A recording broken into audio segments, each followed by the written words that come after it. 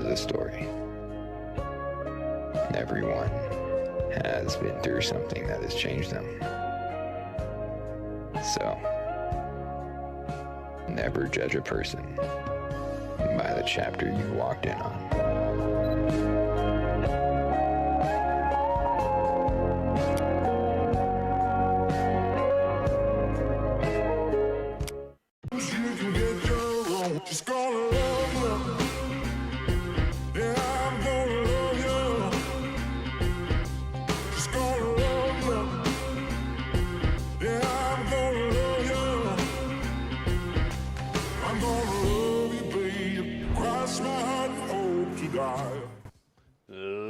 Ladies and gentlemen,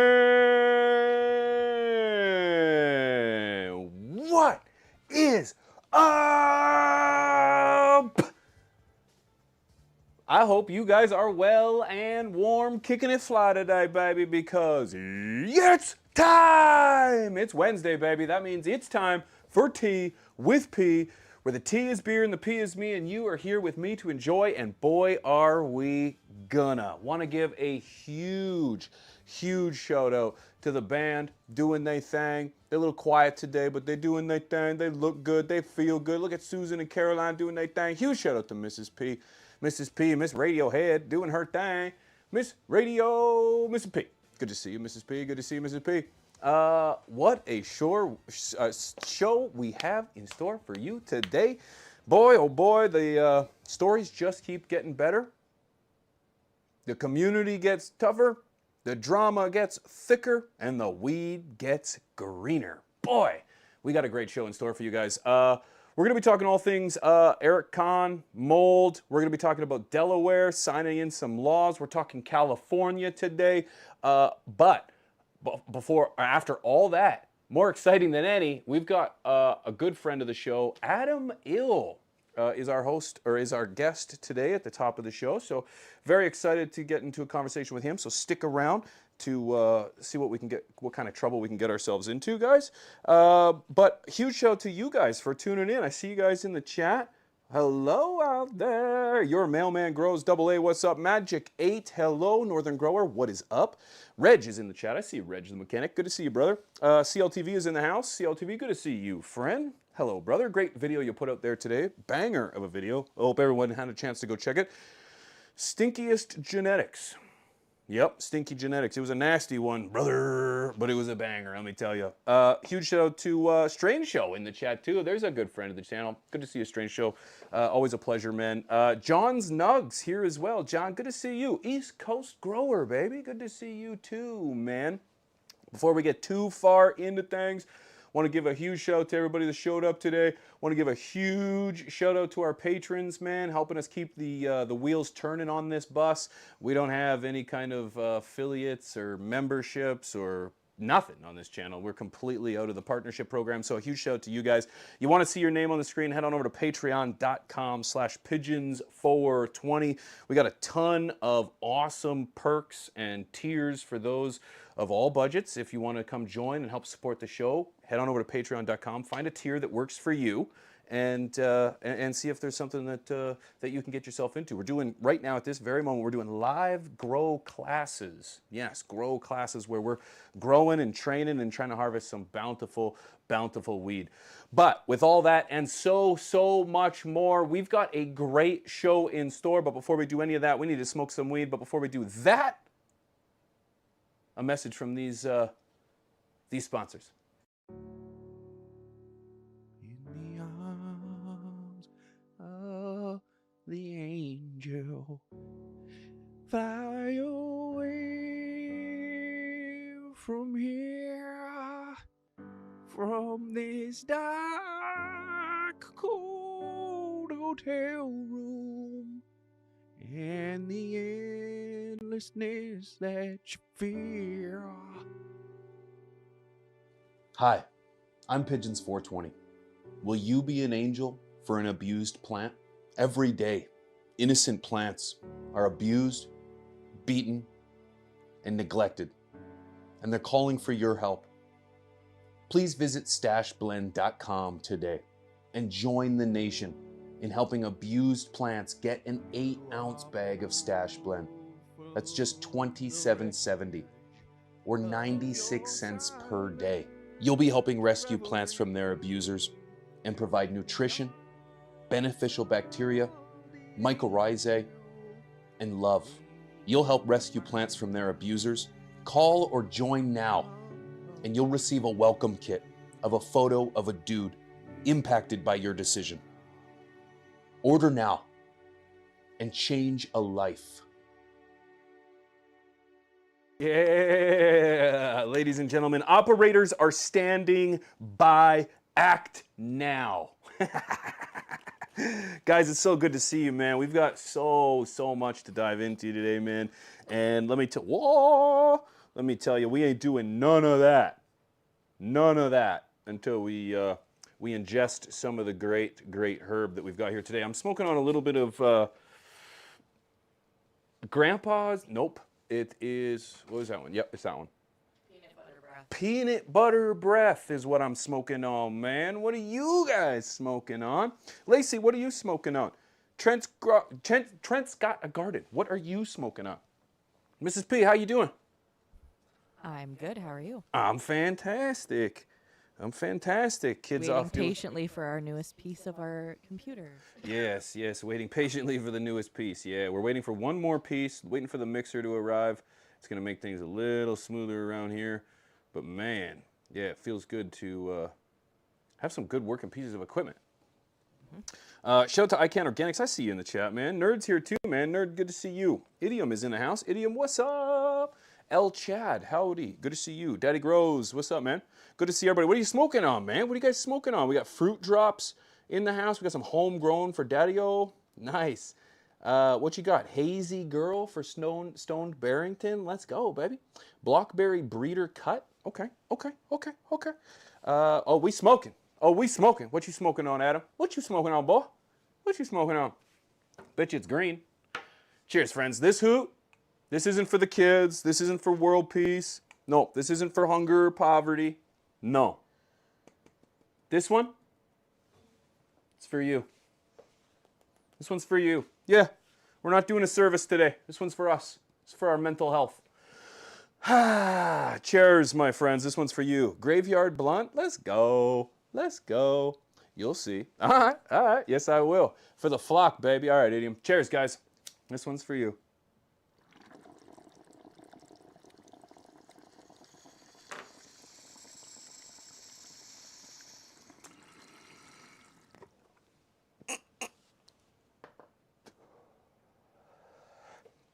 Enjoying this out of my my Jet Filtrations water pipe. People ask me about this one all the time. People are always like, "Oh, you just pull down for the..." Yeah, you just pull down, and that's what opens up the money. I like that. I like that. So it's that's how we're gonna start things off too. Got a little bit of tea here because we're gonna be diving into some tea. I'll tell you that right now.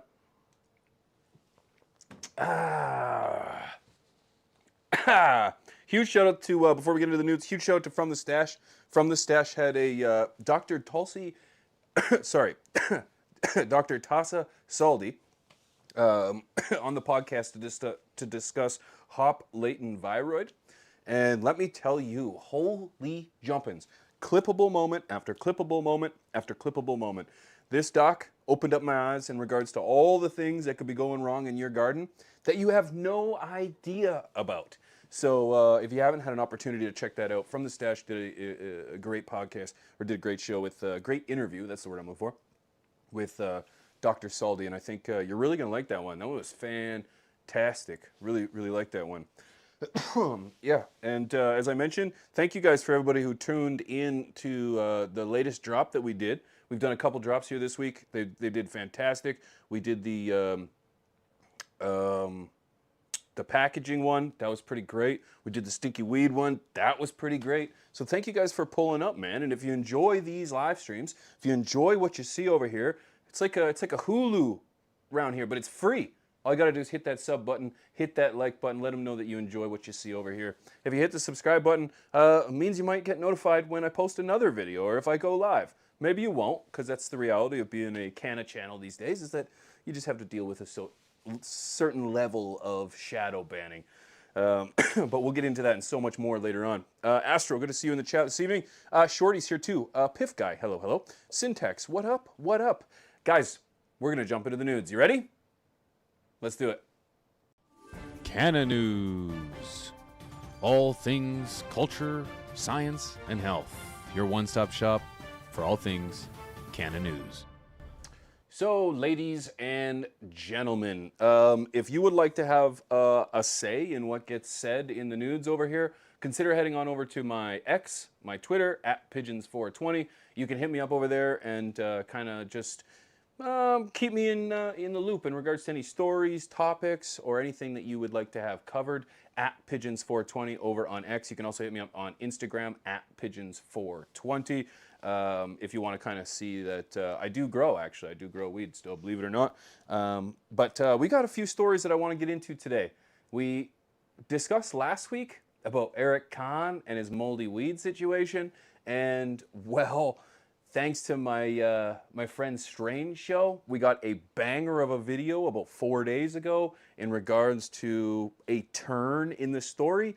And we got more information going on in that. So that's pretty much what's going to start us off. Guys, first story we have is Eric Kahn and the moldy weed giveaway by Pine Park. If you guys don't recall, I did a story on this a couple weeks ago. It's Liger 420 did a little caption, and Strange Show also did a synopsis of what had happened. And just a 10-second TLDR, Pine Park, Eric Kahn, and Tim Brown had a giveaway where they gave away a pound of Bay Smokes bud for anyone that participated on their social medias. They selected a winner. It was Feral MILF 420. She received the pound. Within just a couple days, she got sick. She got sick from the weed. She ended up making a statement saying, "Wait, yo, the weed that you're seeing from your famous or your favorite weed influencers is trash. It's moldy." She had pictures to back it up. She had receipts. And quite frankly, this story could have ended if Eric or Pine Park or Tim made a statement in regards to the entire situation. But rather than making a statement, fingers started getting pointed. Eric blamed Bay Smokes for sending out shitty weed. Bay Smokes didn't point any fingers, but they were kind of like, okay, shit, taking some heat by one of their own influencers. And it kind of turned out that there was just no accountability whatsoever. So, friend of the channel, Strange Show, puts out a video and he highlighted the situation. But then Eric Kahn made a response to that video where essentially he kind of just laughed it off. And I encourage you to go check it out. It's a great video. I know you guys probably already did.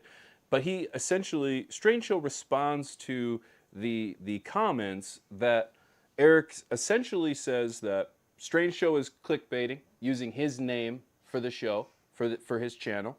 He didn't sell the weed. It was a giveaway. So there was no harm, no foul.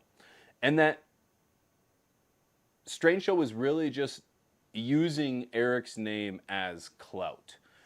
And quite honestly, Strange Show responded, and with class, if I may, and simply said, no, I'm trying to voice my opinion about an issue that stemmed from your community that impacts everyone. Because if you don't know, when you go to the comments section of Eric Kahn or of any Bay Smokes review or any influencer giving away weed, guess what? A lot of comments say, I never trust weed influencers. Weed influencers are bad. They're only trying to push weed. They're only trying to make the bag. They're only trying to get this. So the reality is that when someone like Eric Kahn does a giveaway and a member of their community gets sick, this doesn't just affect one sect of the community. This affects a very large portion of the community. Because guess what? Although we don't create the same content, we're in the same field. And whether we like it or not, we all get lumped together. So this becomes our problem. Because guess what? I have products, shout out Stash Plan. I've got a reputation that I need to hold. And when the word influencer, weed influencer gets thrown around, it's like, okay, well now my trust is gonna, or reputation could be put in jeopardy based on your actions. So yes, this now becomes a problem for more than just you and your community. Now we need to speak about it. And in regards to clickbait, well, no. The reality is that we have much different audiences, and I'm not going to get into it too much because I'm not going to, you know, cramp on someone's flow or someone's style, how they're making their bread.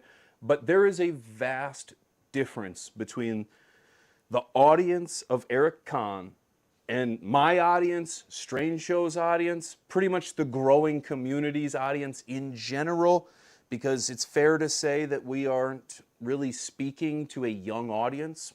We're teaching adults how to be self-sufficient and how to be efficient and produce for themselves. So I understand that although our audiences are different, we're in the same spot. So needless to say, I simply just wanted to highlight that there is a conclusion to this story. There's a lot of shit going on behind the scenes that, quite frankly, I don't even really care about. But the reality is that Eric Kahn, in a very lengthy tweet, tweeted out that he has ended ties with Bay Smokes. Now, this comes 4 days later than it really should have. I honestly feel that a statement like this, had he made it earlier on, would have really made a lot of headaches go away, a lot of stress go away. But no comment, no statement was made, but in fact, he doubled down on pointing fingers at Bay Smokes and that it wasn't his weed. So shout out to my boy It's Liger. Sorry, if we want. Eric Kahn has blocked me from Twitter, so I can't see any of his tweets. I understand that, you know, as a grown man, it is much easier to run away from your problems than to face them head on and to just block people that disagree with your opinions. So yeah, as you can see, he took the higher road. If you didn't notice, this is where I insert the sarcasm. So needless to say, he's running from his problems. But I was unable to get a hold of the tweet, so I had to go to It's Liger, and then I had to ask someone else to see if they could screenshot the tweets, but couldn't find the tweets. So I'm not sure if the tweets are actually still there or not. But this was his response, and he says, "Final words on the situation. Although I had nothing to do with shipping the bad product, it was still a giveaway associated with me and had my face on it. It is an industry standard across every genre for giveaway winners to be shipped from the company and not the influencer," which in most cases is actually right. And this is where I fucked up.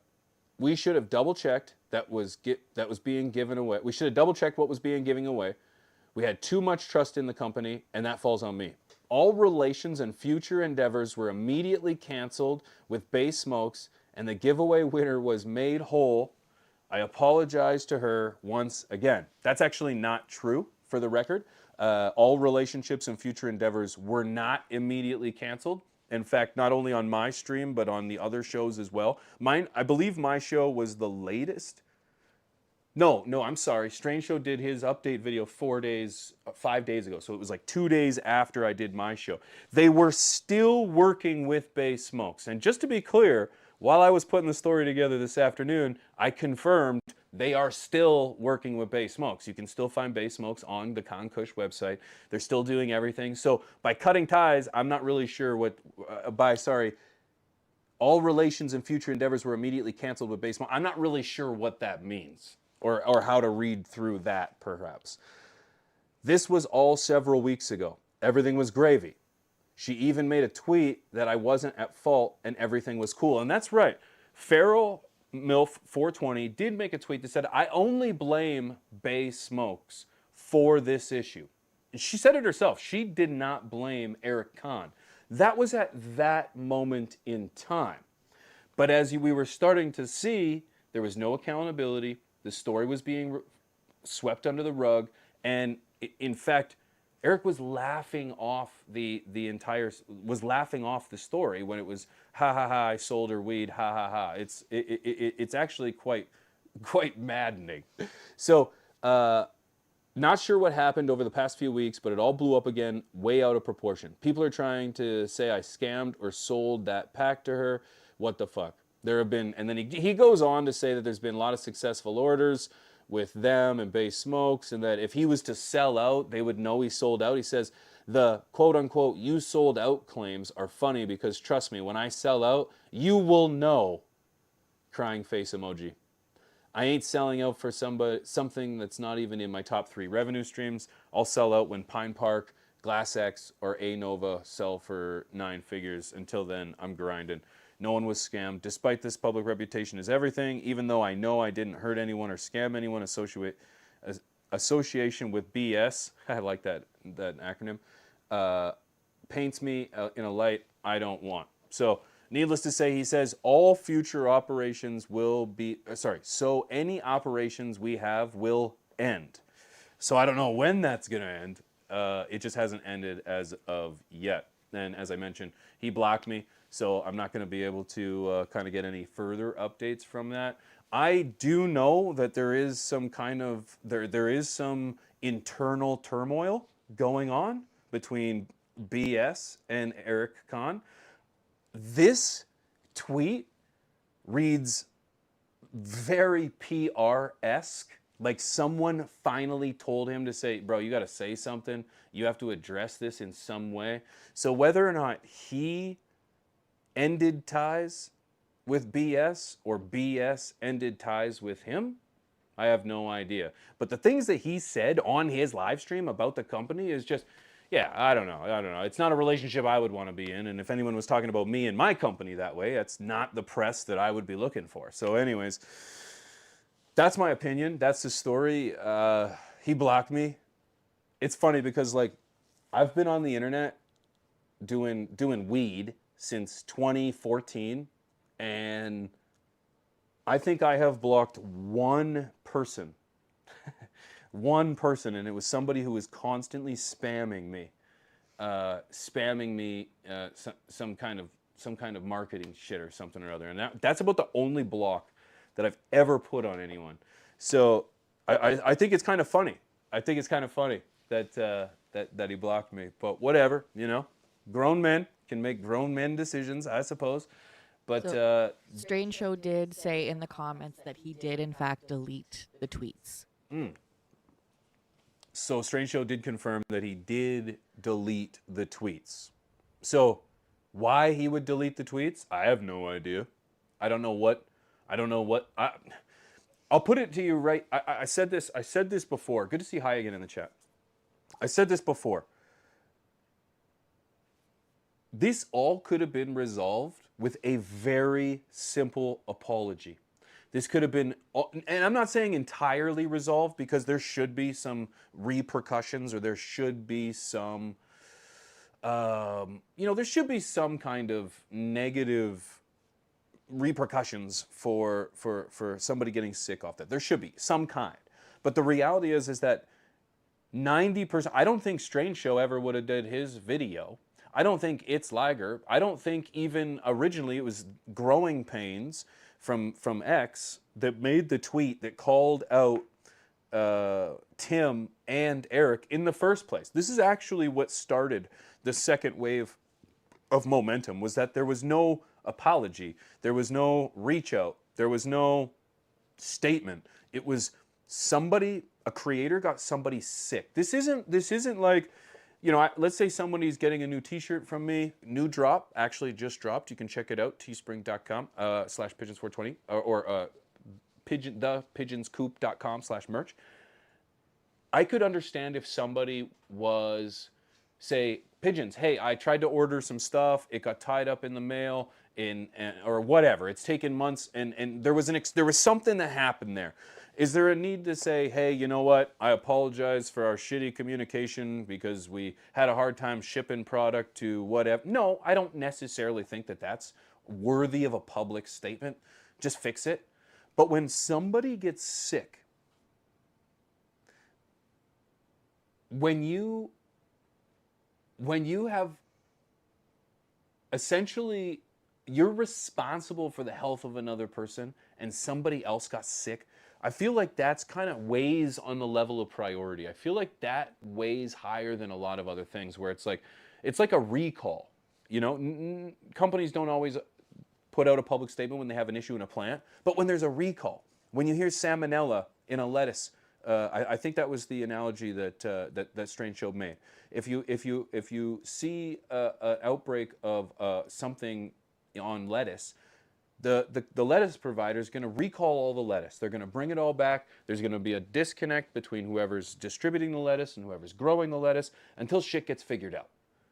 You might make a statement. Hey, we as the lettuce distributor are not going to be distributing any of lettuce provider A because it found that there was salmonella in there. We're going to wait until we get everything figured out before we restart that operation again. Fair. That seems like it's reasonable. That would be a similar statement here. Simply put, just say, hey, you know what? There was an incident where a member of our community got sick. It was unfortunate. It somehow got through rigorous amounts of quality assurance, because I would assume that there's got to be some level of quality assurance. And we take full responsibility in the product getting out. We take full responsibility in the member of our community getting sick. Not only have we reached out to ensure that her and her health are at 100%, we've offered to take care of any medical bills that she might have incurred during that time. We tried to make it right. We didn't just offer her another bag of moldy weed. We made sure we did it right. Because honestly, the PR nightmare, let's just be honest on the realist level, the PR nightmare of not taking care of that member of your community is so much bigger than just taking care of the issue at hand. So we're sorry, this happened, we're responsible, won't happen again. These are the steps we're going to take to ensure that this doesn't happen again. These are the steps we're going to ensure that we make sure that our process is better than it ever was before. And we're not going to provide or communicate or keep a relationship with said company until we get it right, or they get it right. I feel like it could have been saved. So anyways, that's the story, that's my opinion, I want to move on. What do you guys think? I'm going to rip after that one. Good to see everybody in the chat. Congratulations to High Again. Just recently hit 100,000 subscribers over here on YouTube. If they haven't already, they're going to be passing me in no time. So congratulations to the two of you. Power couple in the game. That's huge awesome. Fans of the show. I'm huge fans of their show. Friends of our show. We appreciate you guys. We love you guys, and we wish nothing but success. If you haven't already, go say hi and go hit the subscribe over to High Again, and let them know we sent you, because they're great peeps. Great peeps. And we wish you good luck in getting your play button. Hey, yes, and we wish you good luck in getting your play button. Yeah. So yes, as I mentioned, please feel free to hit me up with anything if you have any qualms or comments in regards to any of the stories you hear today, or any stories at all. I love to hear from you guys. I live in an echo chamber sometimes, you know. As lavish as this $21 million studio looks, you know, we're in the basement. I'm in a small town community in a $21 million studio, but it's a small community. I don't get out a whole lot, so it's like sometimes I just, you know, I feel like I don't always get all the thoughts and opinions and viewpoints of everyone else around me. So let it be known, I always love hearing from you guys. Cheers to you guys. This one's for you. This one's for High Again too. What are you guys smoking?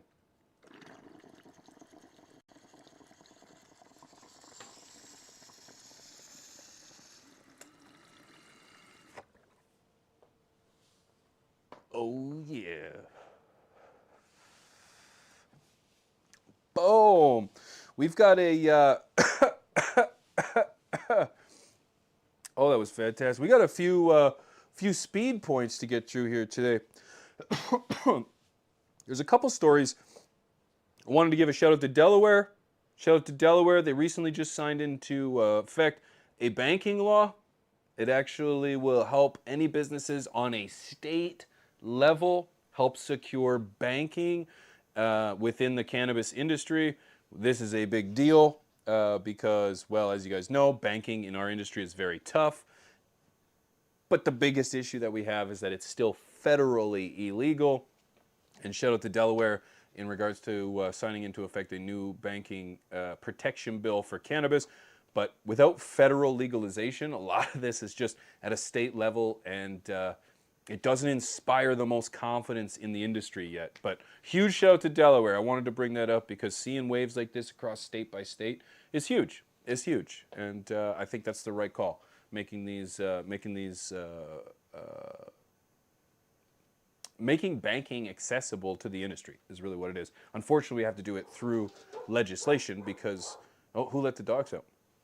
Because it doesn't happen any other way. Another thing I wanted to mention was if you guys remember, we covered a story a couple weeks ago back, I think it was, I don't even know, I think it was 3 weeks ago. We covered California's ban on all THC and hemp derivative products. And as of right now, a judge has backed that up. A California judge has temporarily upheld a wide-ranging statewide ban on nearly all consumer hemp products containing THC. Essentially, the court judge on Friday denied an application filled by the hemp industry to invoke a temporary restraining order on the restrictions which prohibit the sale of any industrial hemp food, beverage, or dietary product for consumption if it contains THC or other intoxicating cannabinoids. Essentially, they just figured that you losing money doesn't outweigh the state's right to protect health, and that's where we're at. So that's unfortunate, but the ban stays in place. One other thing I wanted to mention too is this story is very exciting to me, but leaves me with a ton of questions. Oh, how come we can't find the story? Oh, I missed it here. What's the title? Which one? Oh, the signature, the DNA signature from high potency weed from Medical Express. Oh, right here. It's right here. I got it. So this one's very exciting to me. I read it, as I do with most stories, before this, and I thought, wow, okay, so more science is evolving in regards to what we can see.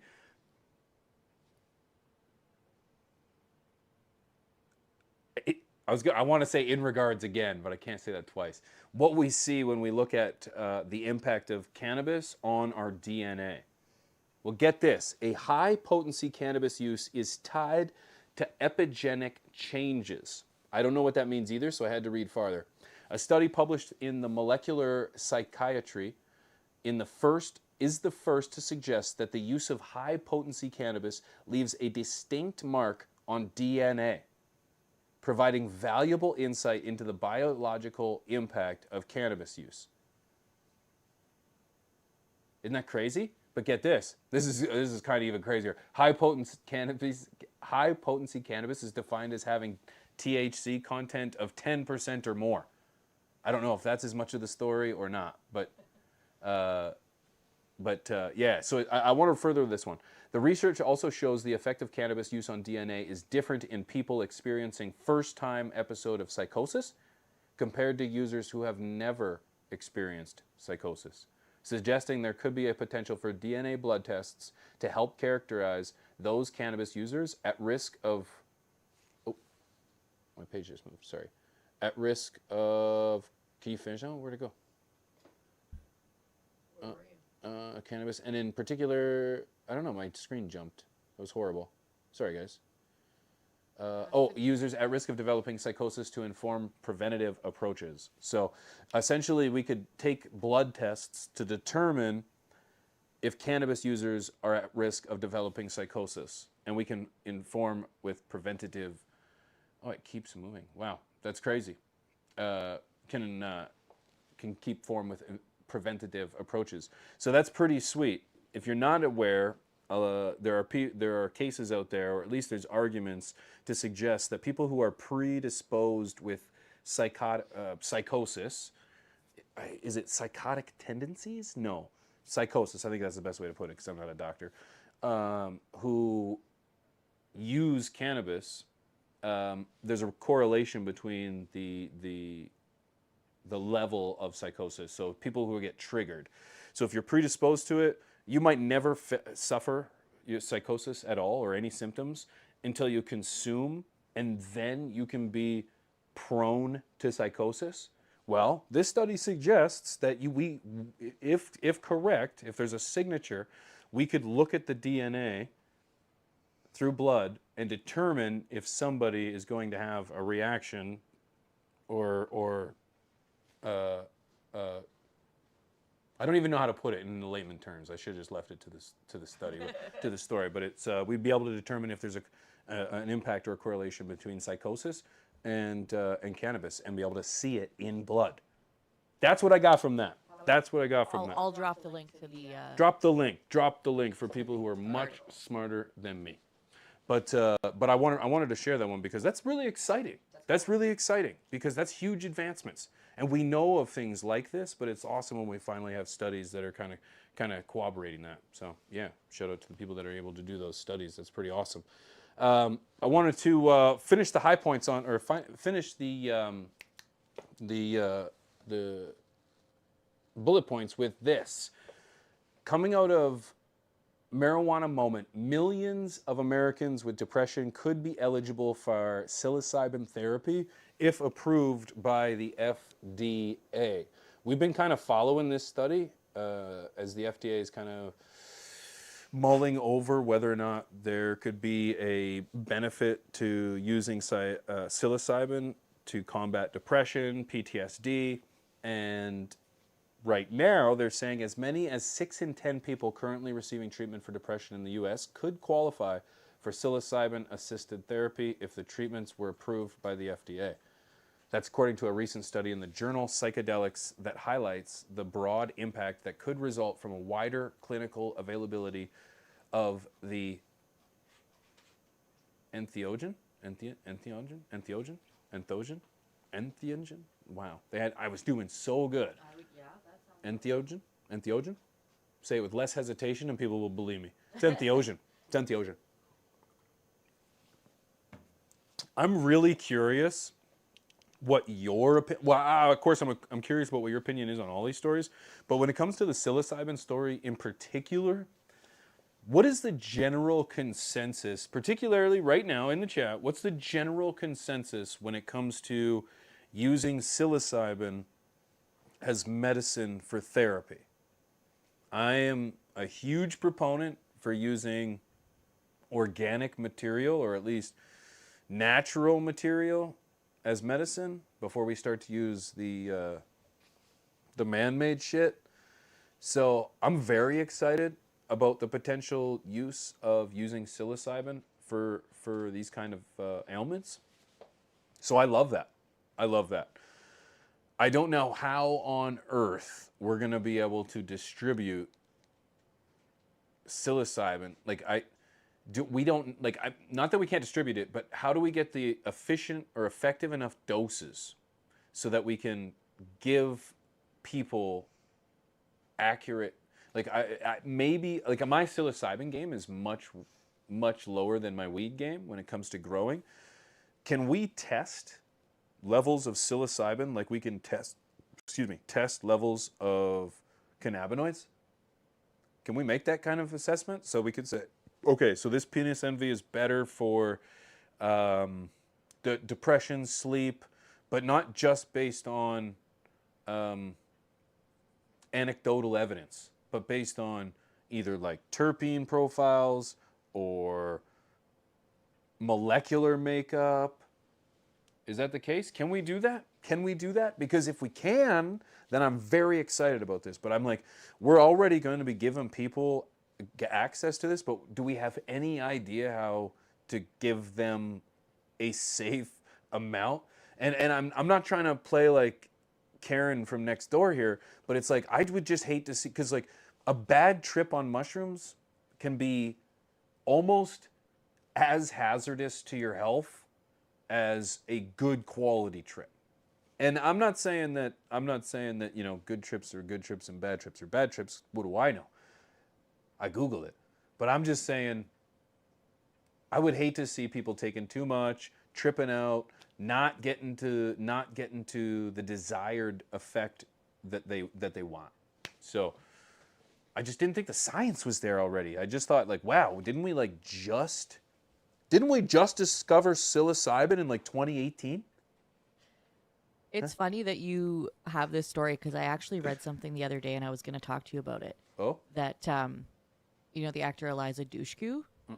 She was in Bring It On, Buffy, dark hair, really pretty. red hair? No, brown. Oh, okay. Anyway, it was like one of those, where are they now? She quit Hollywood and became a certified psychedelic therapist. And she's done it herself. And it helped her with her PTSD and trauma from being SA'd when she was young. And now she does it for other people. And that's what this is. And I'd never heard of it before. But yeah, apparently it's being done.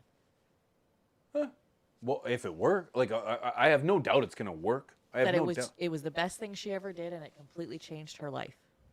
So Well, that's great. No, hey, I'm all for it. If we've got people that are, I'm like I said, my psilocybin game is really weak. I didn't know we were so far advanced in the medical psilocybin field yet.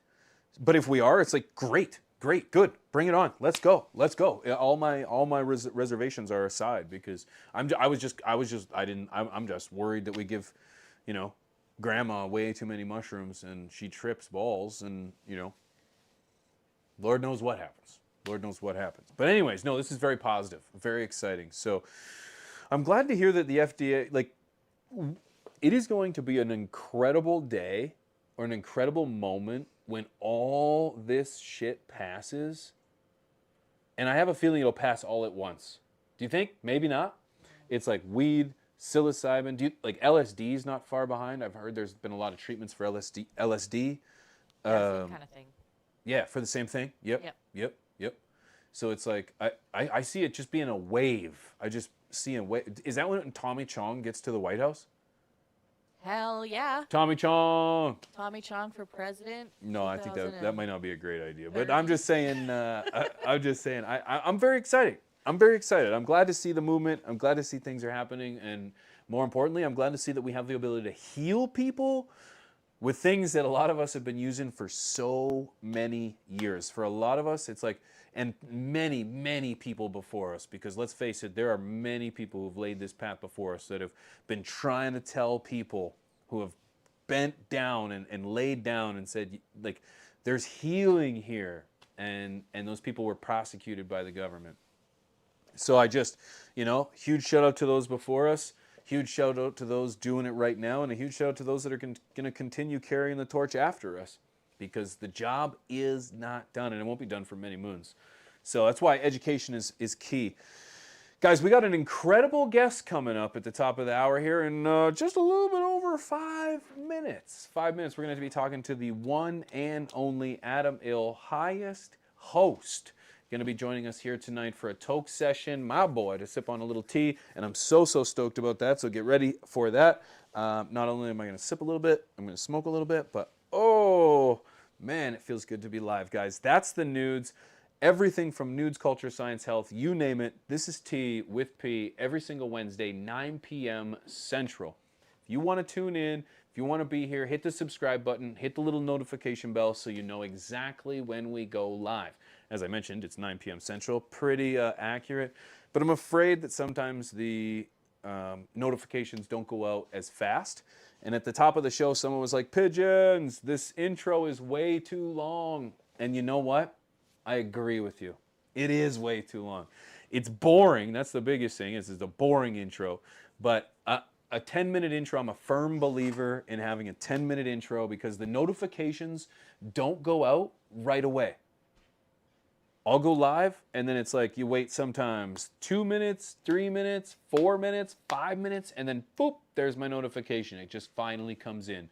So it's like I'd much rather have you guys come flying in here with the intro on than be 5 minutes, 10 minutes, 15 minutes late while I'm already well into 2 teas and a bowl and a half. So that's why we have a 10-minute intro. That's why a lot of places have a 10-minute intro. It's just to make sure everybody can get their seat, get comfortable, and just get with you. Get the feel for it. But I understand it is a very boring intro. And if any of you would like to make a 10-minute intro for me, I'm more than willing to take your submission, take your submissions. All right, 10 minutes. I don't know what on earth it would be, but have at her. Have at her. That could go. That could go well. I want to make it comfortable for you. 12 minutes, but who's counting? Shots fired. Was it 12 minutes? Oh, you mean the after? I only count the jet flying where it's like, your stream starting soon. That's the part where I'm like, that's the intro part. The rest is the show. The rest is the show. And that's the way it is. If you disagree, you're wrong. I'm just kidding. I'm just kidding, guys. I appreciate you guys for pulling up every single week, man. Putting up with my nonsense, putting up with my my shit talking. I always appreciate it, man. I appreciate you guys pulling up in the comments, leaving awesome comments, hitting that like button, man. That's huge. I appreciate you, man. I appreciate you guys. But I'm gonna hit this. What was it? Peanut butter breath? You said? I could just smell it, and I would tell you right away. Yeah, it's nasty. Oh, it's nasty. It's nasty. It's gross. I love it. I love it. It's funky. As soon as I opened it up, Mr. P was like, "Oh, I can, Oh, I can smell it across the room. Oh, it's one of those. It's one of those ones like, you know, when you're like trying to sleep at night, and this is kind of my best way to describe it, is when you're sleeping at night and you fart, but you don't just fart once. You fart like all night, and it's like, okay, typically you can handle your fart. But it's like if you have to deal with it all night, it's just not. It's that's what this smells like. That's the smell. It's like a, but it's great. You did a jet engine impression? I don't know, did I? I don't know. Someone When? said, "Can we see your impression of the jet?" Of the jet again. Oh, you want to see the impression of the jet? Yes, yes. Let me show you right now. Cheers, guys. This one's for you.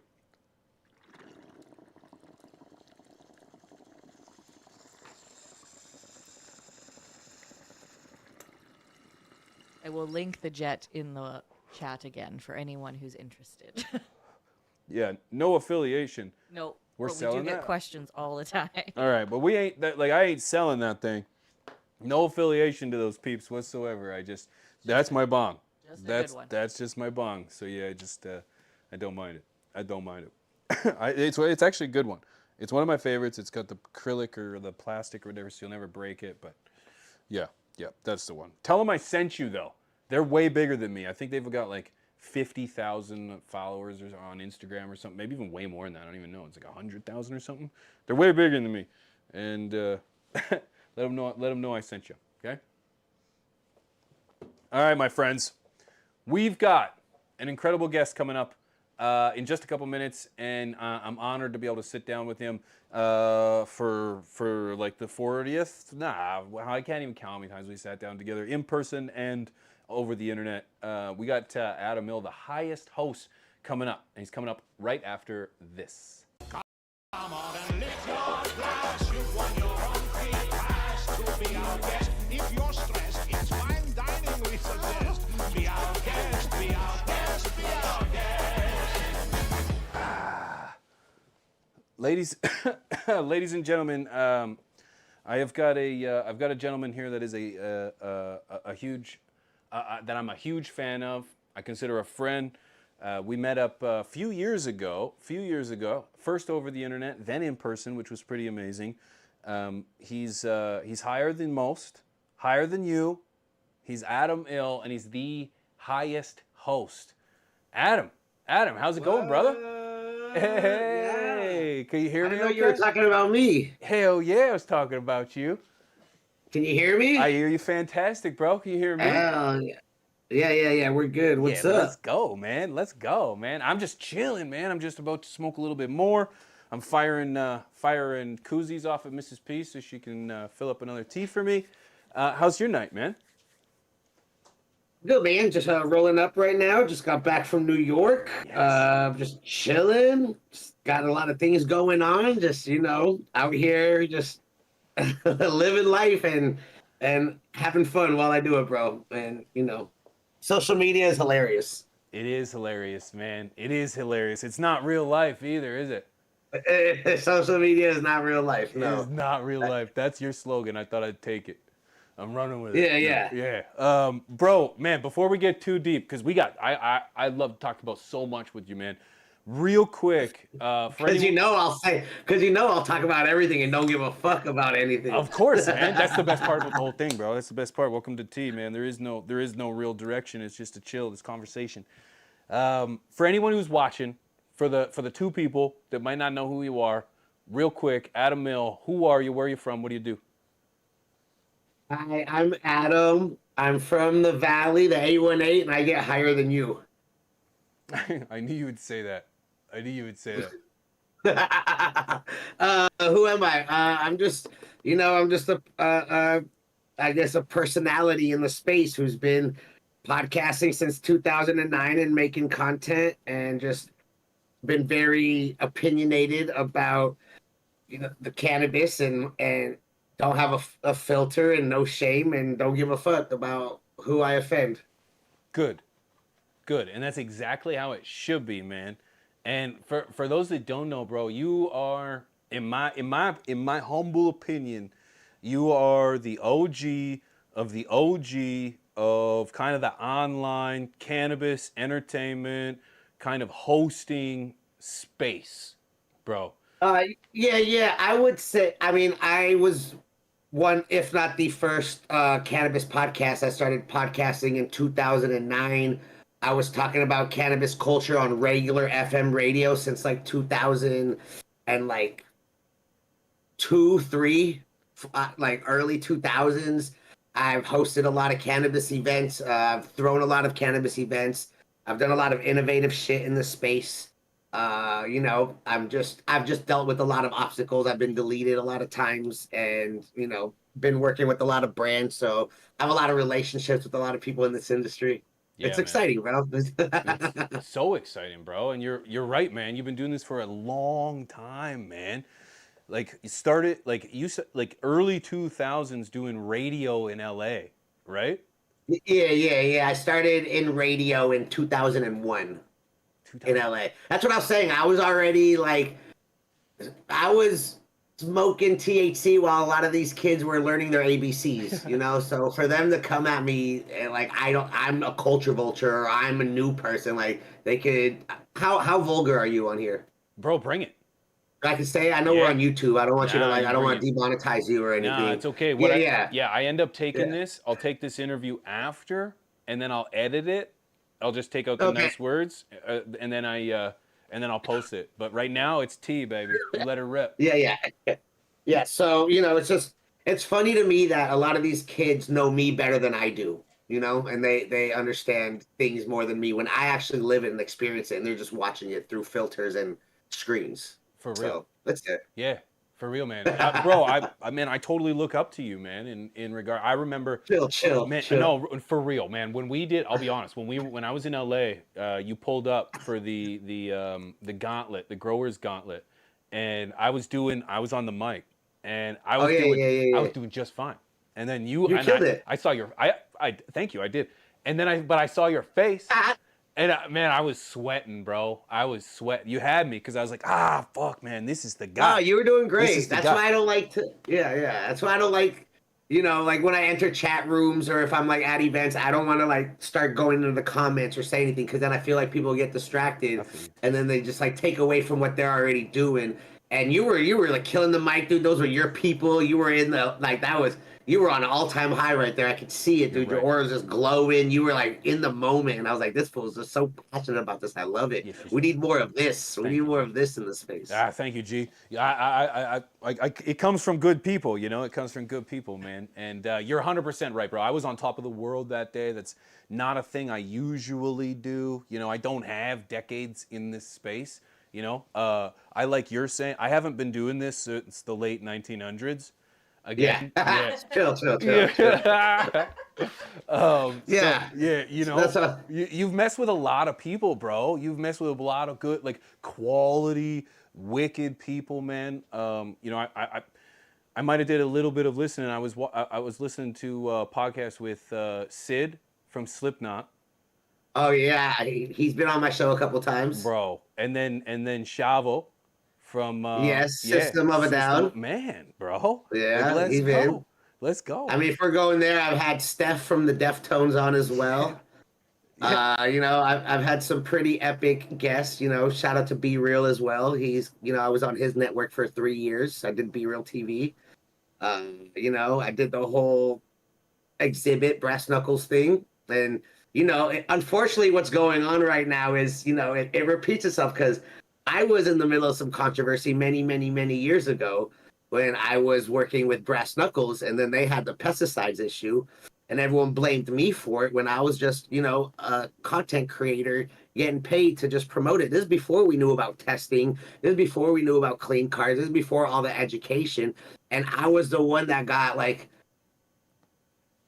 polarized as the Eagle 20 pusher, and I got memed and I got deleted and I got like everyone tried to cancel me, but it's like I was just a content creator that had a huge follower. I mean, I've had multiple accounts with over 100,000 followers, you know, that get deleted all the time. So I understand what's going on, but the thing is you gotta like respond immediately, you know, and that's what happened is I would speak. You see me, you know me. I speak quick. I don't give a fuck. I'm unfiltered. I'll say how I feel. Yeah. But other people just try to play it differently. And I'm like, you got to be real and truthful. Once you start like denying shit or just hiding from shit, that's when everyone starts speculating. And then the rumors become more and more real. When you have a lot of people saying the wrong shit, that's what everyone's going to believe. Everyone will believe a bunch of yelling idiots and one smart, calm, chill person. And that's just how the world is now. So, I mean, it's crazy what goes on. That's why you got to be smart with who you work with and what you promote. And that's why you won't see me promoting a lot of these brands. That's why I haven't dealt in with the Delta 8 or the THCA or any of these distillate products or a lot of these brands out there, bro. And that's why I'm still relevant 20 years later. I've seen so many people come and go throughout my whatever this is. I mean, there was no influencer when I was doing it. There was no, you know, Instagram, YouTube just started in 2012, bro, or some shit like that. Like 11 or so something. It's not, yeah. It's not like any of this shit was real. You know, my podcast was before any of this. I was like on MySpace promoting this shit. There was no like outlet for cannabis consumers. It was totally taboo. There was like secret forums. There was like IC. There was Weed Tracker. But no one was really out there promoting, putting their face on weed and just trying to educate the people that weren't like activists or like, you know, celebrities. Yeah, we had like Woody Harrelson, we had Snoop Dogg, Willie Nelson, but they were like celebrities. There wasn't like a regular person just promoting and letting people know about cannabis, just educating while entertaining. So Yes. there's a whole different world back then. Now everyone's an expert. Man, and that honestly, like I started in 2014.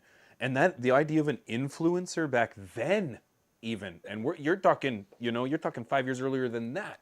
It was very, very, there wasn't many, if any, at that point. So it's like I totally get it, man. And Yeah, there was a couple of us, but yeah, it's totally different now. Now everyone's a thing. I mean, you know, I was very fortunate to be where I was at and be at my age and do what I did, but it's just crazy how, you know, within the last 10 years things changed so dramatic. And now I'm like, the things people say about me just make me laugh. People think they really hurt me, and like, you think I'm gonna be offended by what some like 17-year-old kid in Nebraska is telling me? Like, get the fuck out of here, bro. Like, just who a the fuck delicate are boy you? from the valley, bro. I'm just out here living my life, and if what I say offends you that much, then I'm doing something right, and you need some help, because this shit is just entertainment, dude. It's just all entertainment. Nah, you're right. And that's why I'll troll engage all day, dude. I'll say some shit. Yeah. To I get got people time. riled up. I got time. Yeah. I can do this. Yeah, I got more time I'm on a than plane you. for 5 hours. I got time. I'm higher than you, and I got more time than you. Yeah. I feel it. That's good, man. So you were just in New York, bro. What was that about? I saw some of the packaging and stuff. What? Bro, I love it. I have so many unpopular opinions, but I'm just not a sheep, so I'm gonna like what I like. And all this packaging that's coming out, these cereal boxes, these like weed with toys, all this like nostalgic packaging. Like, we are the kids that they are advertising for. We are the children that enjoy this. There's no 6-year-old knows who like some of this shit that we watch. Like, some of these cartoons don't even exist Fruity anymore. Pebbles. Like, come on, dude. Fred Flintstone. I've seen that one. You know, there's a lot. It's all 90s, 80s, 90s. I actually take a very similar opinion in regards to. I actually just dropped a video last week, maybe it was even this week, in regards to packaging, and I said the exact same thing. I love the packaging. The one, although someone brought up a very valid comment in regards to the copyright infringement, because let's face it, 99% of those. If it happens, it happens. If it happens, you're doing it right. That means you got recognized by a big corporation, and if you just stop and do something else. Like, it happens. Yeah, you're Unless right. they like want to sue you and take you to court and try to fuck with you, but a lot of them just want you to stop using their logo. That's it. That's There'll what be it a cease comes and down to. desist. Yep. That happens first. I saw the GTA 5 case where the guy like opened up the GTA case and it pulls up the CD, and the CD was man. That's incredible. They had a Trapopoly that comes with a board game, dude. So I was in New York because it was a Smoketoberfest, this thing called Joint Ventures. They do monthly events in New York, and they invited me out there to host it. And it was this 3-story restaurant where like the first floor was a full restaurant where it's a buffet style, all you can eat, like super legit Italian food. And then the second floor was like their hall, but that's where all the brands were. And there was like a bunch of tables, like farmer market style. You could just buy direct from consumer or direct from the company. And then the third floor was like this rooftop DJ bar vibe, so like a club vibe. So it was like a 3-story event, and I was there hosting it, and we gave away a trip to California. There was a lot of dabs, rosin, a lot of people came out. I love just like the chaotic, positive energy that the East Coast has. I am born and raised in LA, so my pace is a little bit different. And I was always in the way, which I fucking was so entertained by, dude. So like if I'm walking down the street just smoking, my pace, which is like, California stroll. Yeah. I was in the way to this like fast New York East Coast. Move out of my way. I got somewhere to be, Joe. Yep. And I was just like, yo, I'm just trying to chill and enjoy this city. And y'all are like on this fucking super pace. And I'm just like, oh, look over there. Oh, that's the grandstand. Okay. It was wild, bro. I love it. It's called the Valley Pace, I think is what it is, man. I think that's where this came from. Are you familiar with this here gang sign? You remember? No, I think this is Hawaii. I think this is Hang Loose. Yeah, it goes to show I'm from Canada. This right here. Yeah, you don't know. Brother. Yeah, that's I mean, it is American because I guess Hawaii is technically a state of the United States, but they already have their own indigenous people and land, so we kind of how Americans are. They just culture appropriate everything and take away everyone's culture. America. Yeah. See, that's the difference between Canada and the United States, brother, is that you guys just take it, we move in and try to start a relationship, and we sign contracts and treaties and make it complicated, and then by 100 or say 150 years later, it's like very complicated at this point where now we're legally obligated. That's it's either you figure should your ancestors have taken it, or should we try to have negotiated it? Because we tried to negotiate it, and let me tell you, there's a lot of people here feeling like they got the short end of the stick. No, you can't make everyone happy. You'll never make everyone happy, and people try to appease everybody, and that's where they start fucking up.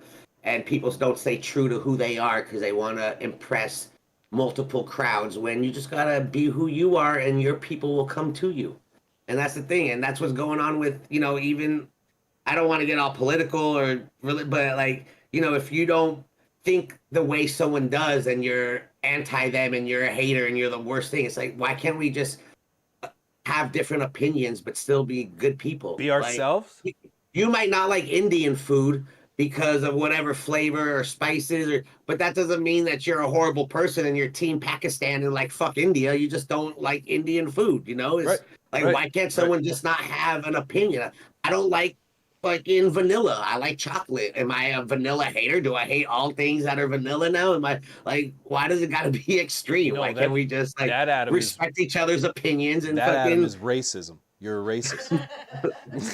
Yeah. Oh, you like vanilla? Well, you're racist. Yeah, exactly. Like, get the fuck out of here. Yeah. Honestly, I honestly blame the media. There is no other, like, they perpetuate this.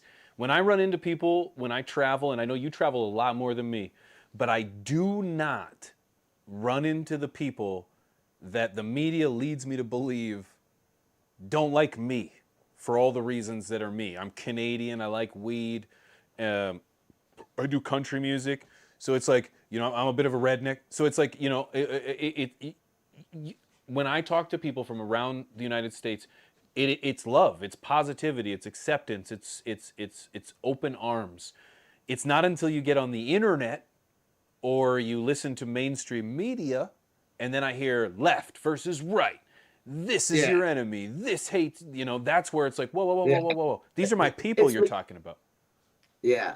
Main media is bad, and then social media gave everybody a platform to be an expert on anything. And now, you know, there's so many different theories and thought processes out there that it's just super confusing. And then you mix AI in the picture where they just alter anything. You don't know what's real and what's fake, and now you're just watching and just doom scrolling your life away. You're just doomed. Like, what is going on, and just comparing shit. And even like, look, if you're watching this right now, if you're here right now, like, you're doing good. You got the internet. You're probably smoking weed. Yep. You're chilling. Yep. You're probably somewhere comfortable since you're watching this, and you might feel miserable or sad or upset because you're not where so-and-so is doing or smoking what so-and-so is, but you're still doing way better than 95% of the motherfuckers out there. You're just on social media, so you see what everyone else is doing, which is all fake and bullshit anyway. 100%. Not everyone is living that life 24/7. And social media is just like a highlight reel, and people compare themselves too much and don't get it. And they just want to like click up and team up and be like, oh, if I like this person, I can't like that person. Like, y'all are just fucking soft. Be your own person. Do you have any kids yet? Sorry, I don't mean to say yet. I'm sorry, I didn't mean to say that. No, it's okay. No, I don't have any. I don't. No, I didn't mean that. That's why I'm 40 plus and still look like this. Get out of here, pushing 40, looking like this too. No. Yeah, I'm 40 plus. The reason I say that is because I have a son who's 13, and what? Yeah. Damn. Thank you. And trying to. That's a fucking teenager. Yeah. Thank you. Yeah, it's crazy. He does not do social media. He doesn't do smart. Snapchat, don't let him on it. Doesn't do anything. Love it. And all, but I'm not joking, every single one of his friends do. So it's very tough to kind of tell him. And so we have these conversations a lot where it's like, here's why we say no. But if we are going to do it, this is what we're going to do. We're going to make it so it's a resume, buddy. Like, it's a portfolio. This is what we want because he's big into hockey. This is what we want your coaches to see. This is what we want your teachers to see. This highlight reels. That's right. Nothing bad. I'm never going to showcase the bad stuff. And you're right. It leaves this level of expectation. And particularly on our youth, our kids right now who see this and they're like, I have to have this. I have to obtain this. I got to feel this. I got to look like this. And that's tough. Yeah, no one's gonna post them at the bus stop, but they're gonna post them in a Rolls Royce that they fucking like got picked up in. That's right. People think that's their life, and it's like, yo, you're just tripping right now. Yeah. That is what it is. Bro, I want to kind of go back a little bit, man, because I want to give credit where credit is due, man, because I've got a weed podcast here. And not only this one, but I have From the Stash. And, and this is how we met up. But bro, you had the podcast, Adam Macadocious, if you will. That was what it was first called. The Adam Macadocious show. Damn, you went deep. Yeah, deep, bro, deep. Man, no one knew how to spell Adam Macadocious, so it sucked on like SEOs. Like, no one knew how to search it, so I was like, let me just change it. Yeah, I gotta be smart. But original, man. How did you come up with the podcast, the original? I mean, it's like it was in 2009. I was in radio. I started in radio. I got in radio in like 2001 to 2009. I was doing like promotions, brand ambassador, like that dude on the streets. And then they learned I had a personality, so they put me on air a couple times, and I was like a special guest on some of the shows, and I was like the MC at events and shit. And when they flipped formats, it was like a talk show. And when they flipped formats to a top pop, like, the demographic changed. And I was already known as like the station stoner. So a couple of us started podcasting because this was a new thing. Adam Carolla was doing the morning show on the radio station I was at. You know Adam Carolla? Yep. He's Yep, like a I'm comedian fan. out here. Yeah, I'm a fan. Okay, He so just he lost had his a show, actually, if I'm not mistaken. Oh yeah, well he was a comedian. He's from the Valley where Yep. I'm at. He did whatever. So he did the morning show. Then when the format flipped, uh, all of us went into podcasting. You know, we all had our own because we were all in radio, so we all knew the technology.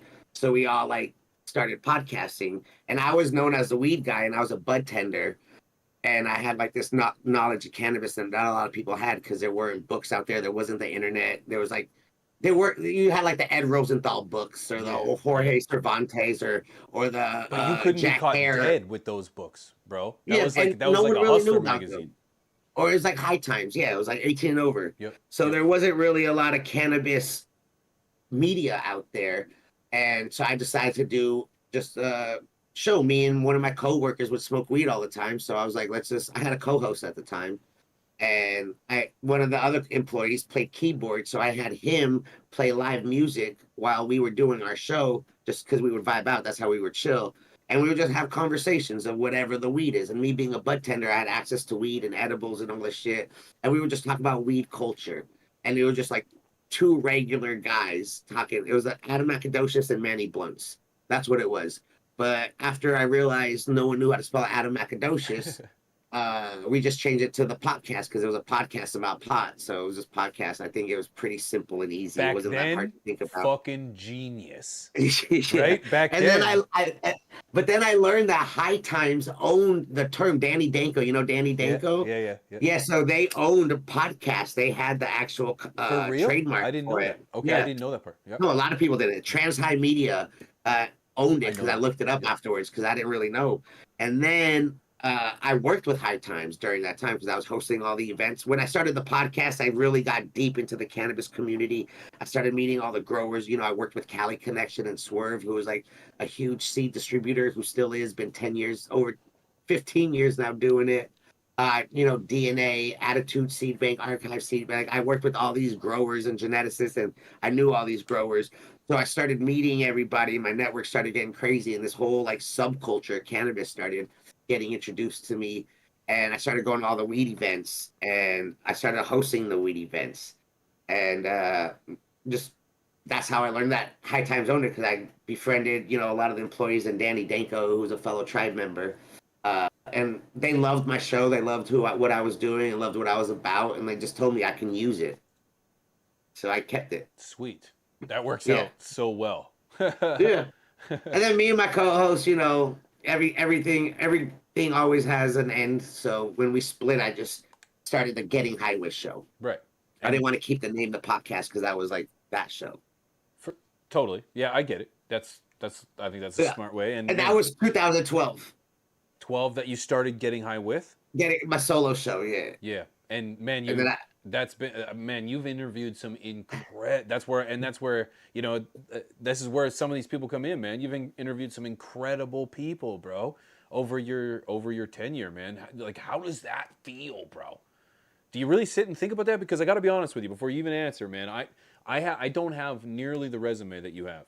And when I have to sit and actually think about the people that I've sat and interviewed, you know, Tommy Chong, Jay Chandasenkar from Super Troopers, and the list goes on, and it's like, it's pretty amazing. People would kill to have this opportunity. How does that feel? It's, you know, I'm very fortunate and grateful for the people I've met and the connections that I have. Being in LA is a very is a bonus.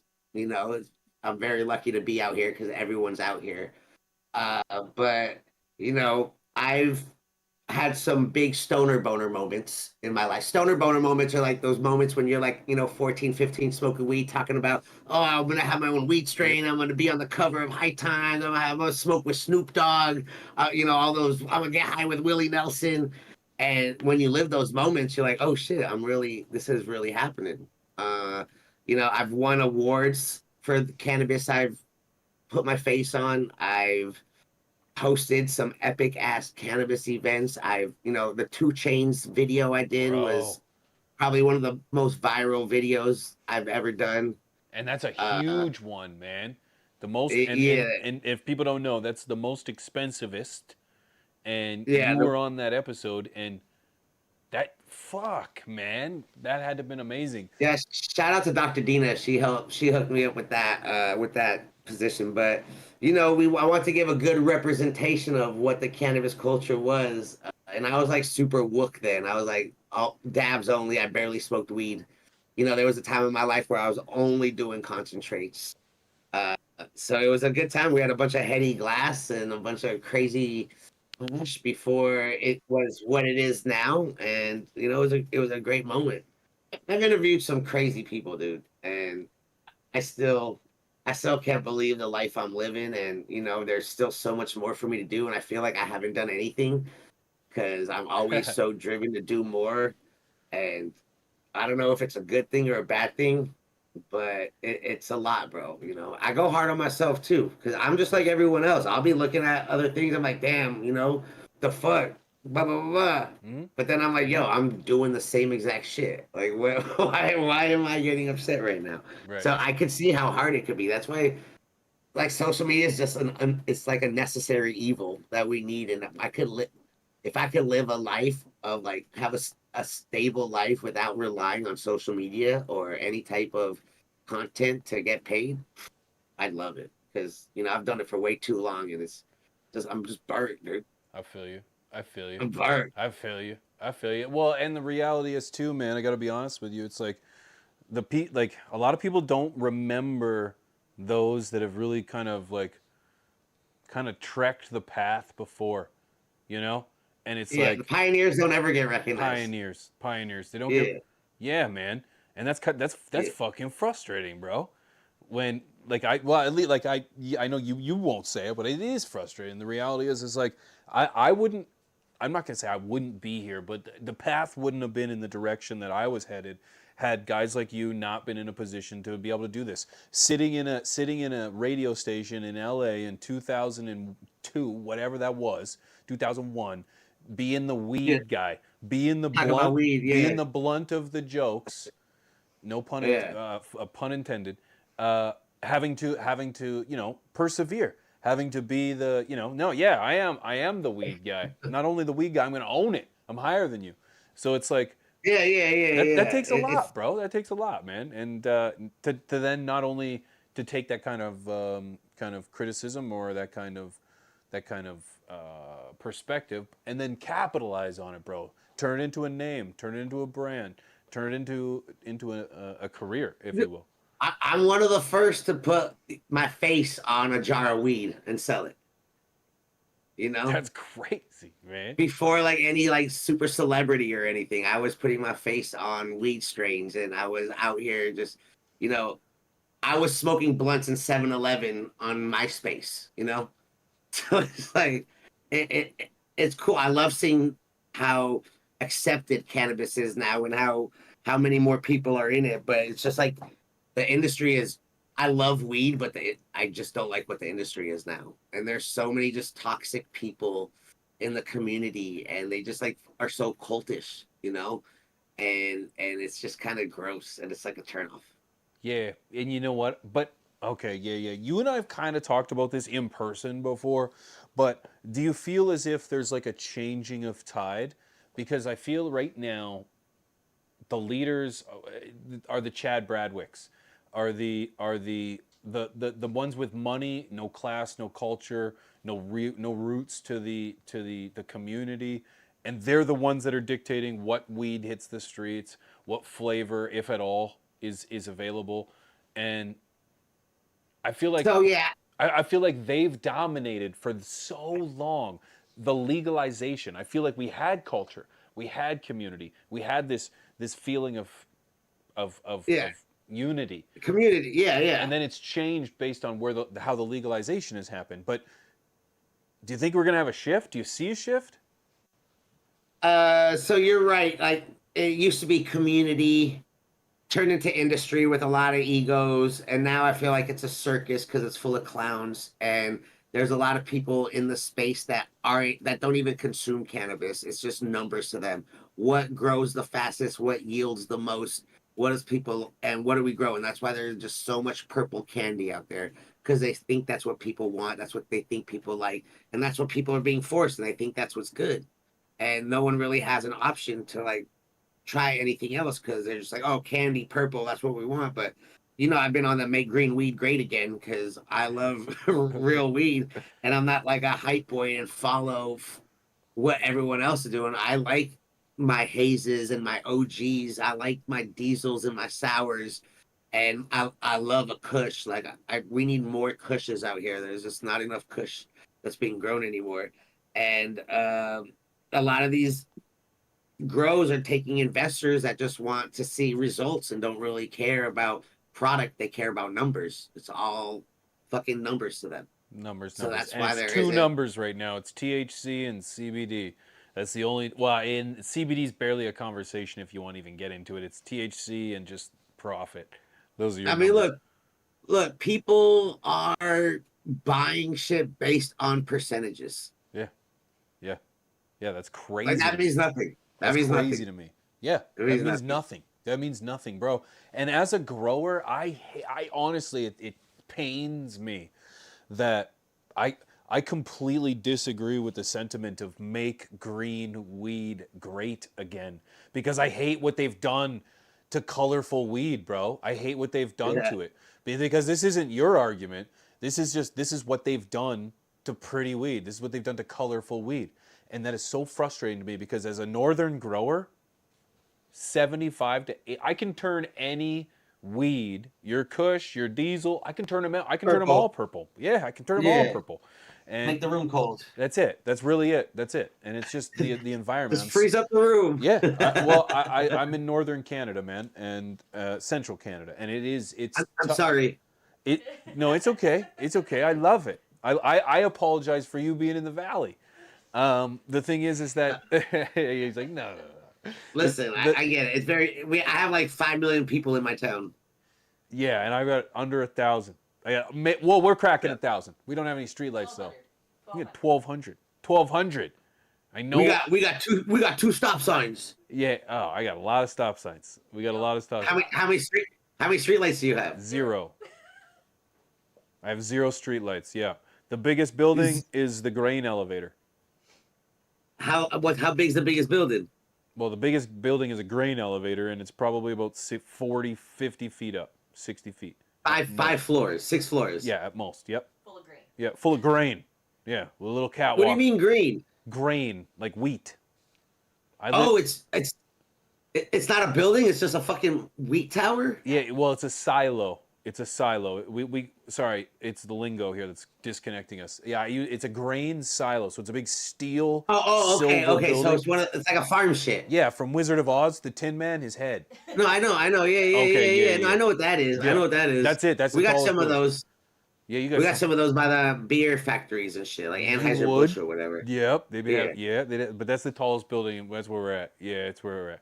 It's not even a building though. That's like a fucking. Well, in fact, there is an office inside of it somewhere in the bottom area. Is a silo considered a building? Hey Siri. Whoa. You have to ask the guy who Is- has the biggest building as a silo in his town. That's really who answers that question. But is a silo considered a building? Well, what would it be considered as then?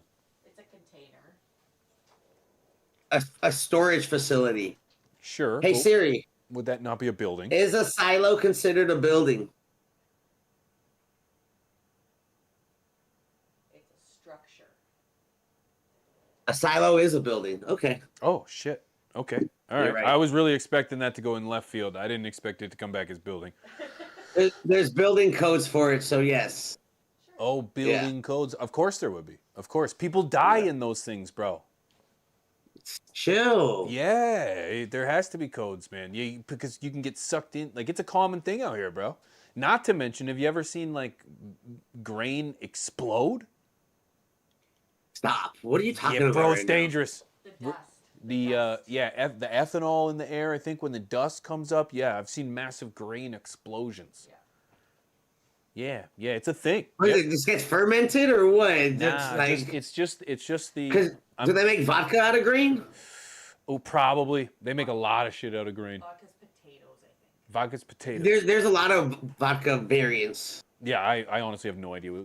Honestly, I'm pretty sure wheat is like the base of fucking everything we have out here. That's crazy. Yeah. Damn, you live in like the middle of nowhere, huh? The definition of the Middle of middle of nowhere? nowhere. Yeah, yeah. You got like one general store. I guess yeah. We have a grocery store and we have a gas station. That's it. This is why when you say you're a valley dude, bro, I could never tell anyone where I live. It would take someone 6 minutes to figure out where my house is. Oh, okay. Yeah. So it's like I gotta. Yeah, it is what it is, right? So yeah. Small town life, though, man. So that I don't even know how the hell we got over here. We were talking about flowers and purple weed, and then growing, building. No, I don't. I don't know. I was like, how the hell do I recover from this? We were talking building structures and stuff. That was good. The silos, and you have silos. You did, yeah. Here we go. We have a couple. You did a marathon too, bro. This is something I'm very proud of you of. Very proud of you. I did. Not only did it. Wait a second. It wasn't you. It was Adam the Third. I'm just getting this from my control room. Adam the Third did a marathon. Oh, you stole his medals. Nice. Great. Oh, great. No. Yes. Tell us about that, bro. Look at you, animal. What was that for? Bucket list. The bucket list. That's good. I was just going through some shit, and I just didn't know what I wanted, and my 40th birthday was coming up, and the marathon happened to be on my 40th birthday in LA. Yep. And I was like, as a kid, I was like, I'm gonna run the marathon one day, not knowing what the marathon really is. So I just decided to run the marathon. I was like, I'm just gonna run it, but I'm gonna do it while I'm high. I'm gonna live stream it, and I did it. I started. All right, so like my mom passed away in November of 2021, and after that, in November 2022, right? And then after that, I was just like, it was just unexpected, and I had no idea what the fuck was going on, and I just started like Forrest Gump, dude. I just started running, right? I just started running, and then I decided I'm gonna do the marathon. So I started training for the marathon on January 1st, 2023, and I just started running every day. I'm like, I'm just gonna do the marathon, and 2.5 months of training, I did it, and I held a fucking gimbal the whole time with my phone. And I had a little earpiece, and I had a bunch of aliens beat me all around the track. So I like the 420 mile marker, the 710, the 1130, the 18, the 24, whatever. So they all met me along the route, and every time I saw them, I stopped and I smoked weed, and I would chill for a second, and I would take like a joint, and I would keep running until the next one. And it was a good moment. I made TMZ, bro. Didn't even expect it, but organically got on TMZ. TMZ, Didn't do a viral video. Didn't do a fucking dance. Didn't meme nothing. Legitimately runs a marathon and gets the attention and the credit he deserves for it. That is gorgeous, man. Wow. Congratulations, brother. Congratulations. It's not gorgeous. It's a fucking. I ran 26 miles and I got a stupid medal. The way you hold it up and the way it's around your neck, I think that's fair to say. Hey, you just ran 26.2 miles. How many? What is that? Like 40 kilometers? What do you guys do in Canada? Are you guys? Yeah, it's like 1. I think it's like 1.6.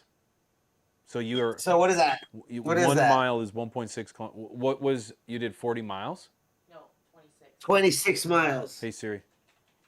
What's 26? Oh yeah, I hear typing. Kilometers. 41. 32.19. Oh, I'm sorry. Mrs. P's better than me. She didn't hear me. 41.8 kilometers. That's pretty good. Insane. That's pretty damn good, brother. And my favorite part, other than the fact watching you strut your thing, was seeing your community out there, man. You said it, your aliens, man. I was watching on the live stream. I tuned in, bro, and I really enjoyed that.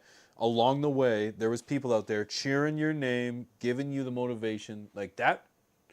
That to me would have been like just the ultimate feeling that people don't. Not only do people believe in the things that you're saying and the mission that we have, but they believe in you, bro. They could be anywhere in the world and they chose to be hanging out on the side of the road while you're running.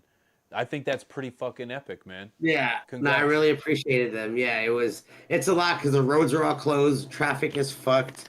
So I know they went through a lot of shit to be there, and I thank them all the time. And when I see them, because they help me make history, like 1% of the world's population has completed a marathon. 1% of the world's population has ran 40 plus kilometers, right?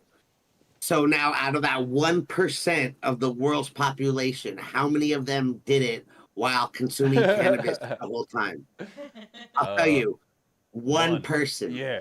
One. So whatever that percentage is who I am and who my community helps me be and who we are. So we are that special group in the fucking world to accomplish tasks that not the average person can do, and we do it while consuming this great plant that is here that a lot of people are taking advantage of and who putting a negative stigma on and who just have so much hate for and try to tax us and put us in jail for something that was given to us. If it's not God, an alien, a different being, whatever species brought this plant to our society and let us enjoy it, thank you, because I don't know if I would have ran the marathon if I wasn't smoking weed, bro. I was looking forward to those moments of getting high. So when I'm at like mile fucking 14 and I'm like, oh, what the fuck am I doing? I'm a fucking idiot. Why did I agree to this? This shit sucks. And I'm just running and I'm like, oh, my boys are going to be in like 2 more miles. I got this shit. Yes. And then I would just like smile and I'd be live streaming and we'd be talking shit. And then like I would just get to it and then I'd feel a lot better, get that little relief and just keep pushing, bro. You could have kept going? Do you think you could have kept going or were you dead? I was like such on autopilot at that moment. Like when you're already 20 plus miles, bro, like what if I'm at 26, what's another 2 miles? Right. Like Right.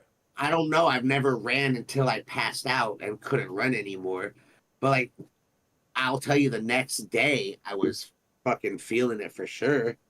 The next day, the next 2 days, recovery was tough. I had toenails that fell off. You know what I'm saying? It was that bad? My legs were super tight.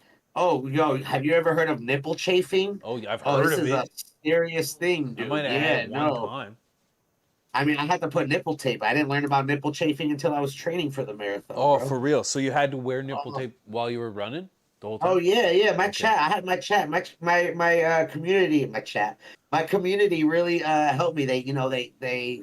I had a little marathon wish list on Amazon, so they got me like nipple covers, and they got me like a body tape, and I rubbed RSO all over my joints so I wouldn't get sore during the fucking race. They got me, a whole bunch of shit, dude. The gimbal, it was great. They really came through for me. That's fucking amazing, man. I'm so glad to Hey, hear and that. shout out to your chat, dude. Shout out to everyone in chat. I have the chat open. I see all the positive words, dude. I appreciate all y'all. Thank you guys for the words. Y'all are actually getting to know me. A lot of people just speculate who I am from a 15-second video, and y'all are actually here like talking and chilling. So I really appreciate y'all for giving me your time and chilling and learning about what we are learning about who I am. Hold on, let me get more weed. No, do your thing, man. No, you know what? No, I'm right here. I just have to reach. Hey, brother, I appreciate you coming, man. You and I have sat down and chilled and talked. We sat in LA and we talked, and we the first time when we sat at the you had the Golden Bong Awards, but we were doing. Oh yeah. We were at the High Rise house. The High Rise boys. Derek had invited us over, and I hosted that weird ass event, the Jack Hare Awards, the Golden Bong Awards, or whatever the fuck that whatever dude it was. promised. Doesn't matter. Did you think? Yeah, no, but it was a cool venue. But it was the conversation that we had just chilling, bro.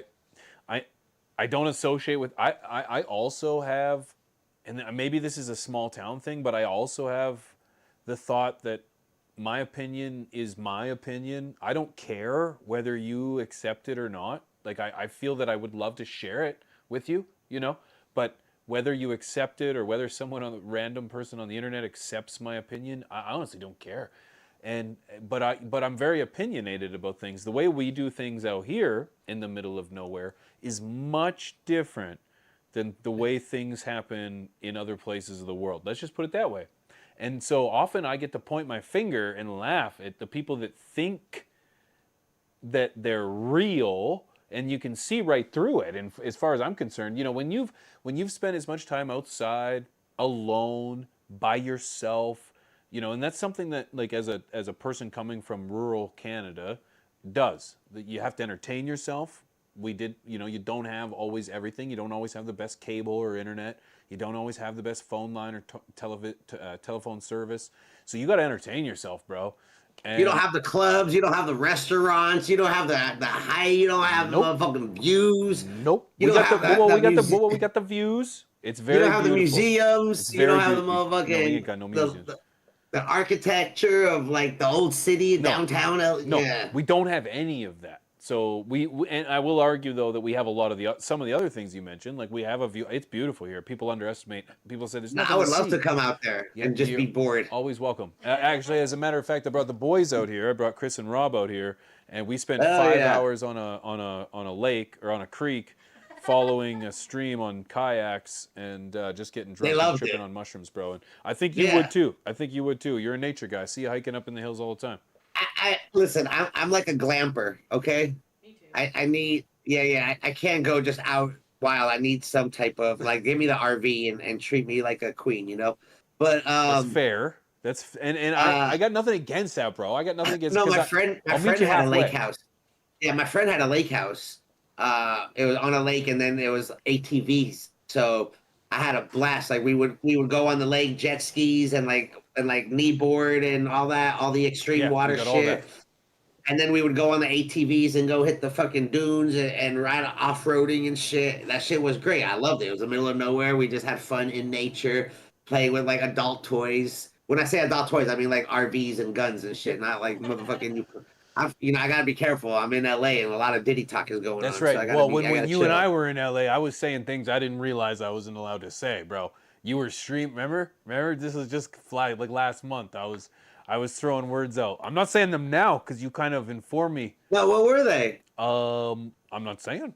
Come on, you were comfortable to say them before. Why would you comfortable saying now? You inform me that people don't say that, and I'm not allowed to say that. What is like? What can you remind me, please? Yes. I referred to people as. Okay,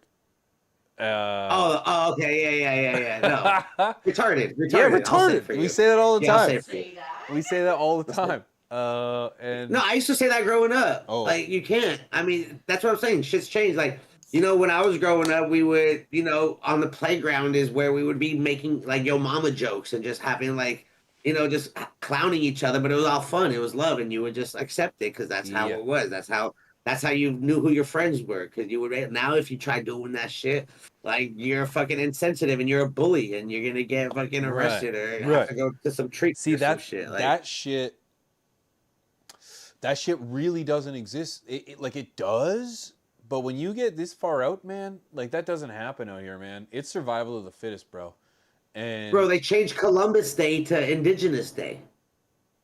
Well, see, you're talking to the wrong guy when you bring up Indigenous guy, because now we're in Canada, or Indigenous Day, because we're in Canada, and we are a population of three nations. You've got the English speaking, the French speaking, and your Indigenous nations. So I kind of get that, but I don't. I mean, we're on the same continent. So we had the natives on this. You just don't have the French. The same thing, yeah.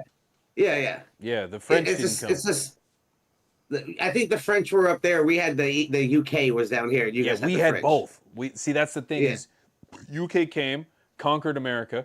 UK and France came here and didn't conquer North America. We just wrote legal contracts with the indigenous people, and the English and the French just wrote contracts. And because it's a legal contract, like I have to ask you, bro, if you had a contract with your neighbor and 100 years goes by, is that contract null? Is it void? What are the limitations to the contract? There was no limitations, brother. Then I guess it lasts forever. That's that's the way a lot of That's- people I guess- feel, brother. That's the way a lot I guess of so. people. That's forever, bro. So it's I like mean, if there was no like, I mean, look, we still go on the Constitution out here that was written by fucking 20-year-olds in the 1700s, Yep. and we still go by that shit. Times have changed dramatically in 200 years in this country, and why the fuck are we still going by this archaic rule that these fucking 20-year-old fucks did that came and just colonized this whole country? Motherfuckers talking about colonizing, like what the fuck? This whole world's been colonized. Like, That's what are we it, talking man. about? That's it. There's like, I see Jesus churches in the middle of islands. Like, I'm on Google Earth a lot. I stream, I do a lot of bullshit, Good. and I be finding like random ass lands that no one has heard of and little pieces on this planet. And there's always a church there, bro. I'm like, how the fuck do they know about Jesus? How did Jesus make it to this little? These fools were out here just preaching Jesus to everybody, bro. Just changing everyone's life, everyone's culture, everyone's belief. It's crazy. That's a really good point. What is your, if you don't mind me asking, what is your religious? I know that you're a Jewish man, if I may. I was born Jewish. Yeah. Do you I still? don't practice any. You don't. I don't practice any. I don't practice. I just want to, provide just positive entertainment and happiness to this world. Do you have any like worldly beliefs of any kind? Or I mean, I have a lot of theories on who we are and how we got here. And I mean, I just feel religion is just a way to control populations, and just the basis of most religions is to be a good person, be good and love your neighbor, don't do stupid shit. That's like the basis of religions. But with time, people start spreading. We all know it. Even within this industry, you can see people just have different opinions and they just form sides and cults. So with cultures, with nations, with countries, people have that. And with evolution, it grows, it changes, and then people have their opinions on what they feel. We're all the same. We all bleed fucking blood, that red blood. We all have we're all the same fucking machine. Everyone just has different beliefs, and it's just how they control it. They put fear into us because it's easier to control us with fear. And it's just a fucked up way of living right now. And hopefully, the vibes and the energy of people's thoughts and the way people see things will change, and we'll be more loving towards each other instead of negative. Look, I made a post today on Instagram that went that was super controversial, bro. It caused so much engagement. Yeah. And I usually don't, this is how I know social media is just toxic, because I can post a positive post or something that I'm promoting, a product that I have or an event that's coming up, and it'll get like whatever, cool, a couple likes, a couple comments. But I state an opinion on something that's not popular because I don't follow the crowds and I have my own opinion and I like the way that I smoke. I'm a fucking hater, and everyone wants to voice their opinion and call me also. I mean, it was a good 50-50 ratio on that post, but everyone just wants to come at me, bro. Like, I'm the fucking devil when I can't even express how I feel. Where's freedom of speech? I can't just say like, yo, they're saying there's new products, but if these products have already been existing, and now a bunch of you guys are going to be so hype about it just because this brand is doing it. Like, that's all I said. It's just a fucking opinion. That's fair. And that's because unfortunately, brother, the reason you've lasted so long is because of your honesty and authenticity. But that is not what gains the current clicks and the current short-term attention. What gains the short-term attention is the stuff that just fits the mold, brother. Okay? And so when you see these other I'm going to say influencers, for lack of a better word, but it's a horrible definition because we are one, and I hate that we get I guess content creators. I don't like the term influencer. I never liked that. But the reality is that there's a lot of people in our space that are influencing that aren't creating content, bro. And how? What do you mean? Anyone who has an opinion, who's not on YouTube, creating videos.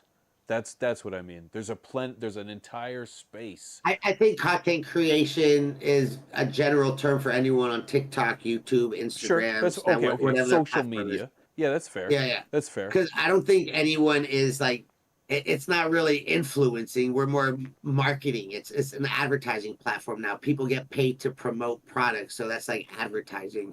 So But you're creating commercials. Now basically this is just unique commercials. No one's watching TV anymore. Before, when people would advertise products, they would buy a commercial on TV because everyone was watching the Friday night shows or the Saturday morning cartoons or the late night news or the big games, and then you create the content to get the advertisers to pay you so they can put their advertisements. So you create like radio. A lot of people don't listen to radio anymore. They don't even know what radio stations are, but you got to create the content on your radio station to keep people tuned in, and then you get the content for the marketing to sell because everything's a business. So now that most people's eyes are on phones, this is the new TV, this is the new radio, this is the new commercial. So now they're paying people to create. And what people do to create content is they want brands to get them and pay them because now they have a big view. Their view, they have a lot of eyes on them. So now brands are like, here, let me give you my product so your audience can see what I have. So you're not influencing anyone, you're just creating content to promote product or to promote who you are so you can get paid to promote product. And that's what everyone is. That's what low key, that's what we're doing. You guys got your shows, you got your sponsorships, they whoever relates to your show, if they're grow tents, if they're nutrients, if they're lights, because they know your audience is their demographic. Just like when I started podcasting in 2009, I learned all this in radio. How can I make money off what I'm making right now? Easy. I'll just go, who's listening to my show? A bunch of stoners, a bunch of people who smoke weed. People who don't smoke weed aren't gonna listen to me talk about taking dabs and hitting fucking vaporizers and edibles. Like, what the fuck do they care? It's not something they consume. So now I'll go to dispensaries, I'll go to these brands, I'll be like, hey, I have 100,000 viewers listening to me talk about weed. Do you want me to talk about your product? Give me an eighth. I'll mention your shop. That eighth turns into an ounce. That ounce turns into money. Then I'm fucking figuring out how to monetize this section. This segment is brought to you by da da da. This camera, these phone calls are brought to you by. This is presented by. And then you start learning how to monetize your content. here, And you're just creating content to get paid. I totally. Sorry. No, I totally agree with you. I actually totally agree with you. But hear me out. I also hate the definition of influencer. Yes. I also hate it because it's given such a negative connotation by those that have taken the definition and tried to run with it. But the reality is that we influence no matter what, because here we are with an audience, with a platform, and we have the ability to take on an agreement with a company to spread the word of their product. I know for a fact, and I can speak for both of us, that we get reached out by multiple companies. I know myself that I get reached out by at least a dozen companies a month that want a piece of this pie. That's right. Let me get it. That's right. But there's a difference between taking the bag to spread the message and taking the bag to spread my message. And I have a message of community, culture, awareness, perpetuation of positivity, the plant as a whole. There's so much to be just taken in regards to the people that just occupy this space, that I think I want to influence people to be, as you said, positive, to be appreciative, to take to give a nod to the ones before us. Yeah, that's who you are. Yeah, That's right. That's what right. you want to put out there. Yeah. So, but the reason you've lasted so long is because that's not what clicks, right? You can build a community, and you can. Well, sorry, I'm saying too much in one sentence. You've lasted so long because of your authenticity. You've been able to have a spot in this space and do the things that you've done because of the authenticity. You're not able to have 200, 300, a million followers on any given platform because you don't perpetuate the message. You perpetuate your message, which includes community, awareness, positivity, individuality, express yourself. That's not the message that big corporate or big platform wants to hear. That's not what Puffco wants to hear. They want you to say, this is the best product. This is a brand new release. Shut up. We did not release this 10 years ago, Adam. This is a brand new product. They just, but they don't want that. So that's why they're not willing to send you $1,000, $500, $200, a free item, whatever it is. They're willing to. I mean, look. So I used to work with Puffco. I was part of them when before they peaked. You know, the thing is, they're just trying to monopolize an industry, like a market in an industry and that's illegal. I mean, free market is what this country was built on. And if you have a similar product to theirs, they hate you and they exile you and they kick you out and you're not allowed in their cult con. And it's just like, I'm just going to express the way I feel about that shit. I'm going to say what, I work with many brands. I've worked with hundreds of brands that have come and gone. I've had relationships a lot. I've had relationships with these people before they even started their own company or before they were anything in the space. We were just session. Like I said, I'm in LA. This is like one of the epicenters of cannabis culture and strains. And the San Francisco, NorCal area would say it differently. Florida might have their opinion. East Coast, New York might have, but LA is 420 originated in Cali, so it's like the is it Cali or was it San Leonardo where it originated in NorCal? Cali, from a northern. So California is really big. Yes. So we have like Los Angeles area, which is like SoCal. You have San Diego, which is very south, but then you have like LA, which is like, and then you have like San Francisco, the Bay Area, and they're like 5 hours north of Los Angeles. Right. So they're their own culture. They're their own That's fair. That's fair. So they would say that they are, because that's like the big city next to the. You heard of Emerald Triangle? Of course. Yep. The Emerald Triangle is like hours north of San Francisco, but everyone from the Emerald Triangle would come down to the city to sell their shit.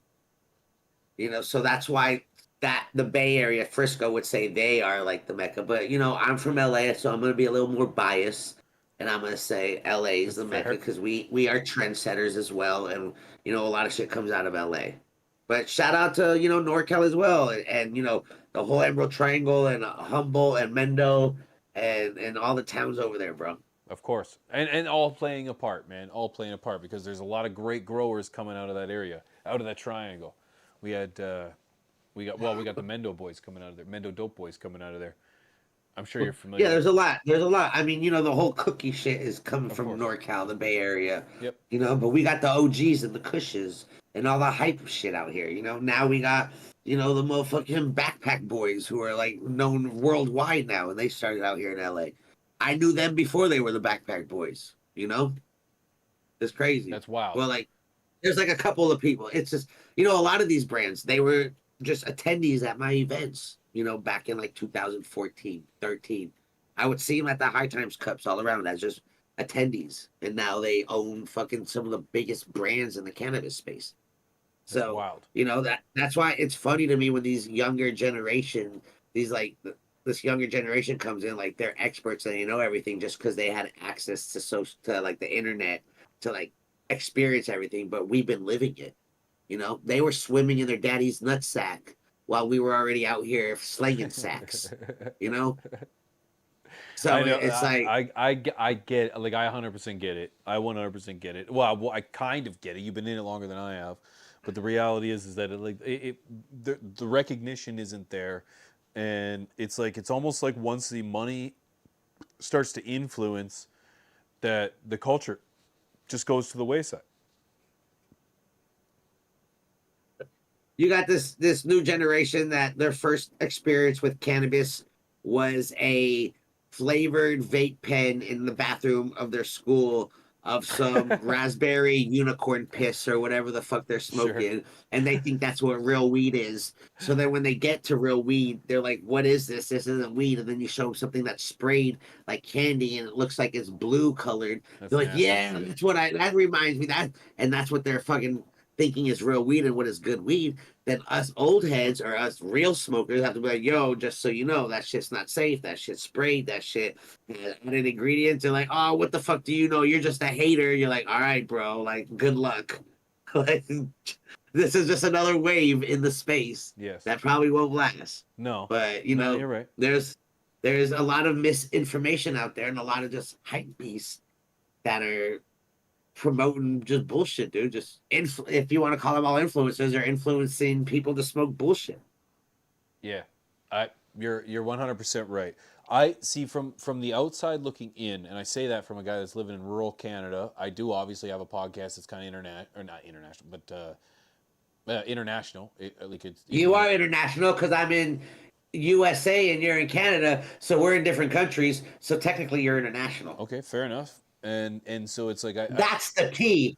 That's the T. You heard it here, folks. That's PMZ, baby. Is that your wife laughing? That's my wife. That's Mrs. P. Yeah, yeah. It's a good addition. It makes me feel good every time I hear someone laughing because I'm like, all right, cool. If someone's laughing, that means more than one person laughing. Oh, that's perfect. It's a budget laugh track. I actually, yeah. She's a butt. I'm pressing the button on the side here, and it's a female laugh every time. That's perfect. That's good. Thank you. That's great. No problem. It works for me all the time.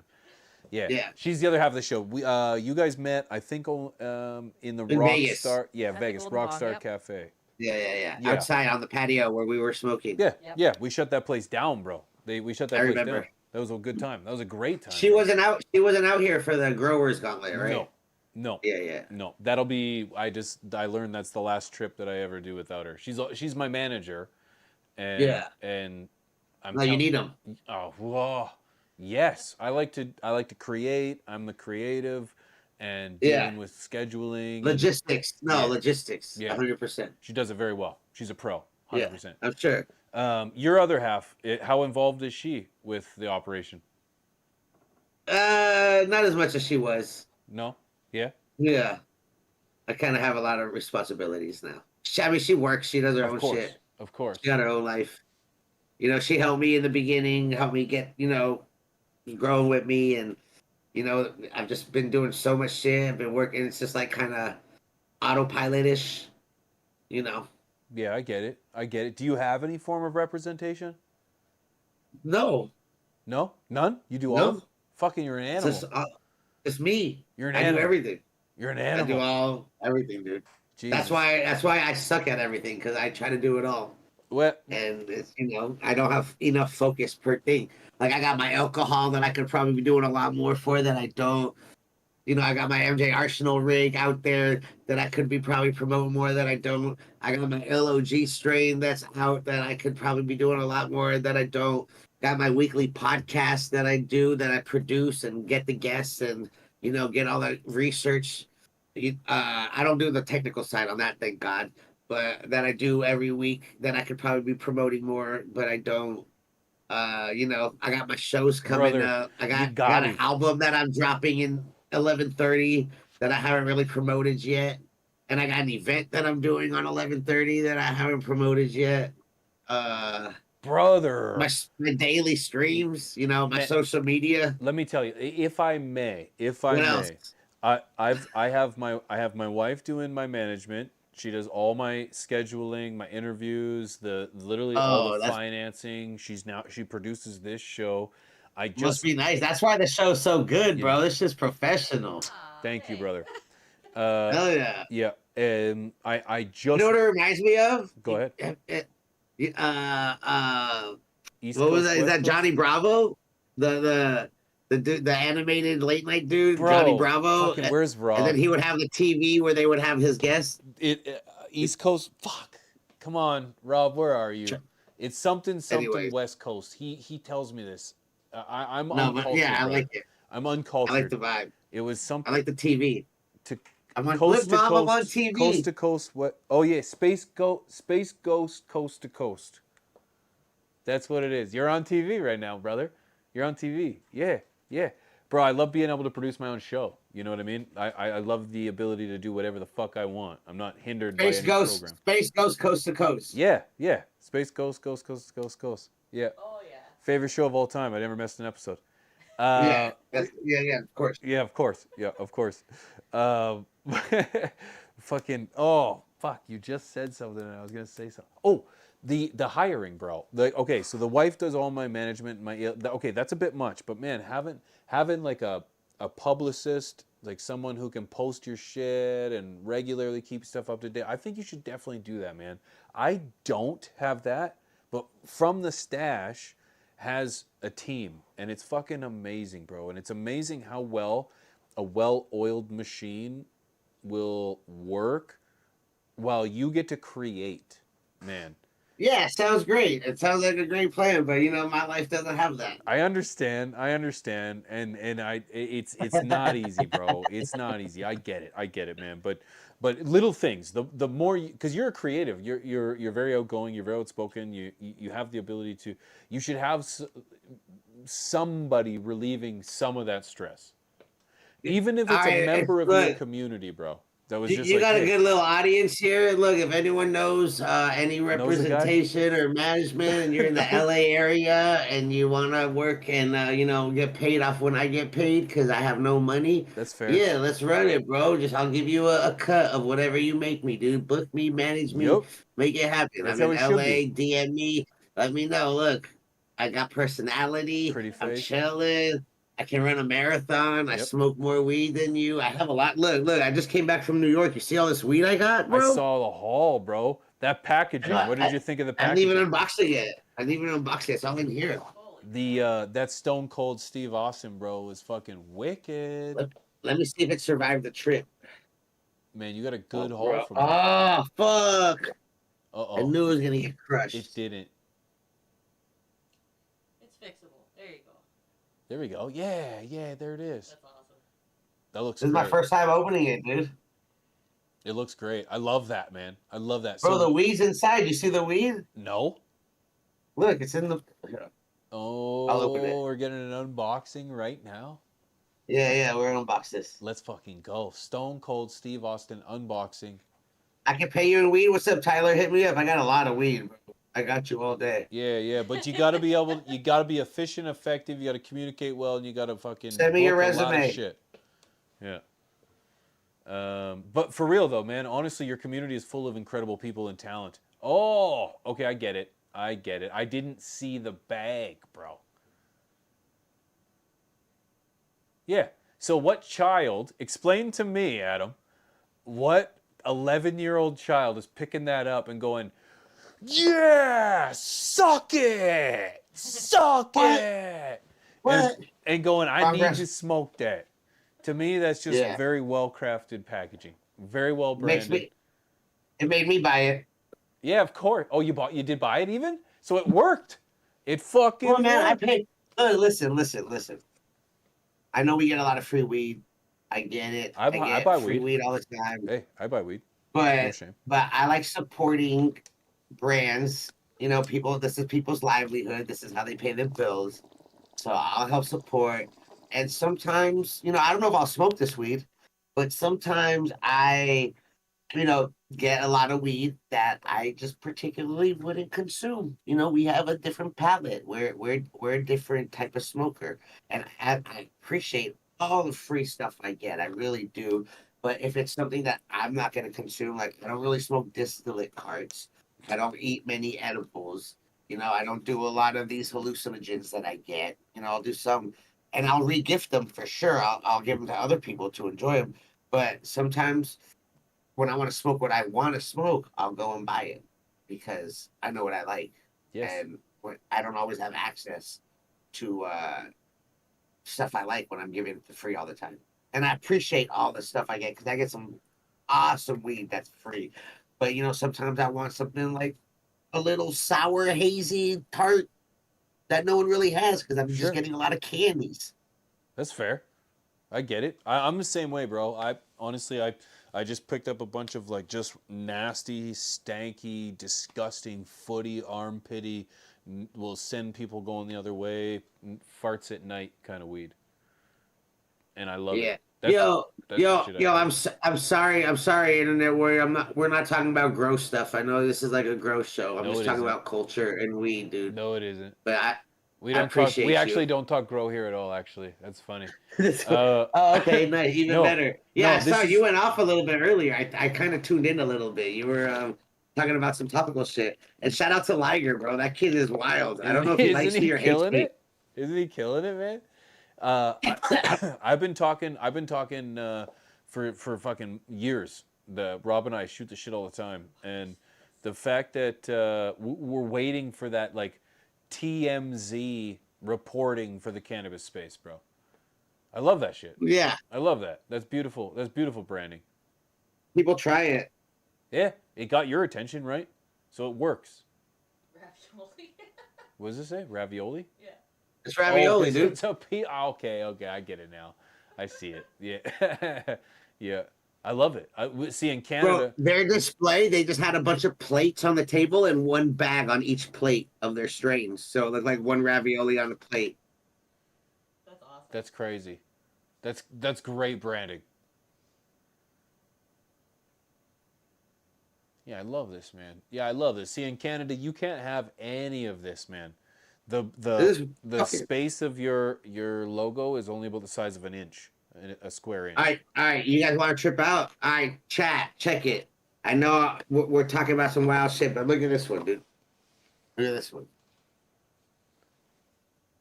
What is it? Oh, from Mario Brothers, like a cube, like Yeah. the. Oh my god. Look, dude. What do you think this is, bro? I think it's a marshmallow cube, from Mushroom. Mushroom. She's right. Listen to your Yeah, listen to your mushroom. wife, dude. Yeah, from what? Yeah, I said that already. But what's the All right, but Mario look, Brothers? look. Yeah. Look. Oh, my it's a God. grinder. No, it's just a container. That's Oh, awesome. a container of weed. See, I Oh, love. this is how I love this is it. how their weed. This is how their weed comes. Yes, that's awesome. So, how much did you? How much? Mario did it, Kart. how much what? did it cost? Are you paying for the branding or are you paying for the weed? What are you paying for, bro? That's my You want question. some? Which bag do you want your fucking lemon cherry gelato in? All right, because that's what everyone's I'll smoking. be straight honest with you, brother. I will take my lemon cherry gelato in a fucking cigarette tinfoil package that somebody grabbed and wrapped up in the last minute and said, "Here, brother, I need you to have this and you need to run with it as fast as you can." So the packaging for me, coming from middle of nowhere redneck Canada, means nothing to me because we used Bro, to look at this. jam as much as we could into a little plastic bag and stick it into our Rockaware jeans from Randy River back in the day. So yeah, it's tough. Yeah. I came from Ziploc bags and fucking hiding Yeah. that shit, Yeah. and now this is what it is. If I had to choose, but again, it's the same thing with our nutrient. I'm a grower, bro, and we've got companies in our space that just brand. They just put beautiful women on their packaging with flashy pictures and stuff. But you're spending $70 a bottle on nutrients rather than $29.99 or $15.99, whatever, because that branding costs something. So I'm just curious, how much of the money did you lose to the branding versus the weed? I mean, that's subjective. I disagree. Yeah, but I'd reuse that mushroom container for the rest of my life for various things. That's fair. Look, people come into my shop all the time. They'll spend $85 on an eighth In the valley, 85 in bucks. Hollywood. Yeah, In okay. Hollywood. That's fair. And, We and got- don't get me wrong, that happens here. I'm not saying that doesn't happen I'm saying, here. But for There's also 85 people that bucks, it come in my better be shop. good. There's also people that come in the shop and buy an eighth for $20. Right. I would just What's the hope difference? nothing. I would hope that for 20 or 80, it's good. That's all. It's you're paying for what you can afford. A lot of people don't even know what's good. They're just paying for what they. No, I people know. still smoke And you're stick- right. You're right. People And still I'm not smoke thinking. sticky cards. People still smoke distillate. And I'm not thinking about People still the get average distillate consumer. edibles. Right. I'm not Yeah. thinking in the mind of an average consumer. I'm thinking of somebody who Yeah. enjoys good weed. Yeah. No, Yep. you gotta. Yep. They don't. This isn't for the niche get it. audience, bro. Oh, This I is get it. general. This is street. This is black market street motherfucking. This is what we selling right now. Yep. Look at this shit. Look, Yep. a Halloween Is that edition. Chucky? That is awesome. Yeah. I fucking love it. It's Yeah, I called Good love it. Don't Gas. get me wrong. I love it. I love it. Yeah. I wish we could do that up here.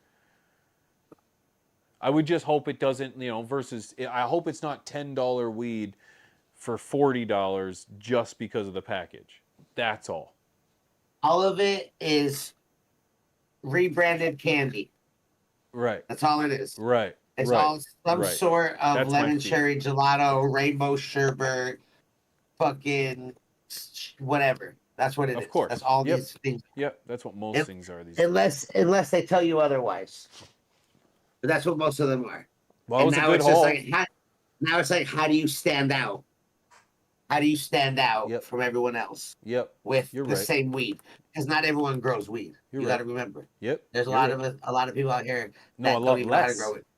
All they do is source it. They'll go to a grower and buy 10 of their pounds and put it in this packaging and sell it as their brand. Yep. White labeling. It happens all the time. Some of the biggest brands out here just source all their weed from big grows. And if you look at the packaging, and I saw you talk about a little subject earlier. There's this one company on the internet that provides bunk ass weed for a lot of your influencers that they white label and call it their own type of weed, and they push it out there. There's no quality control. There's no one that they don't really know what the weed looks like because it's a big facility that's just pushing shit out with their bag on it, and it's just this one. They're just paying them a check just to use their likeness. No quality control. No.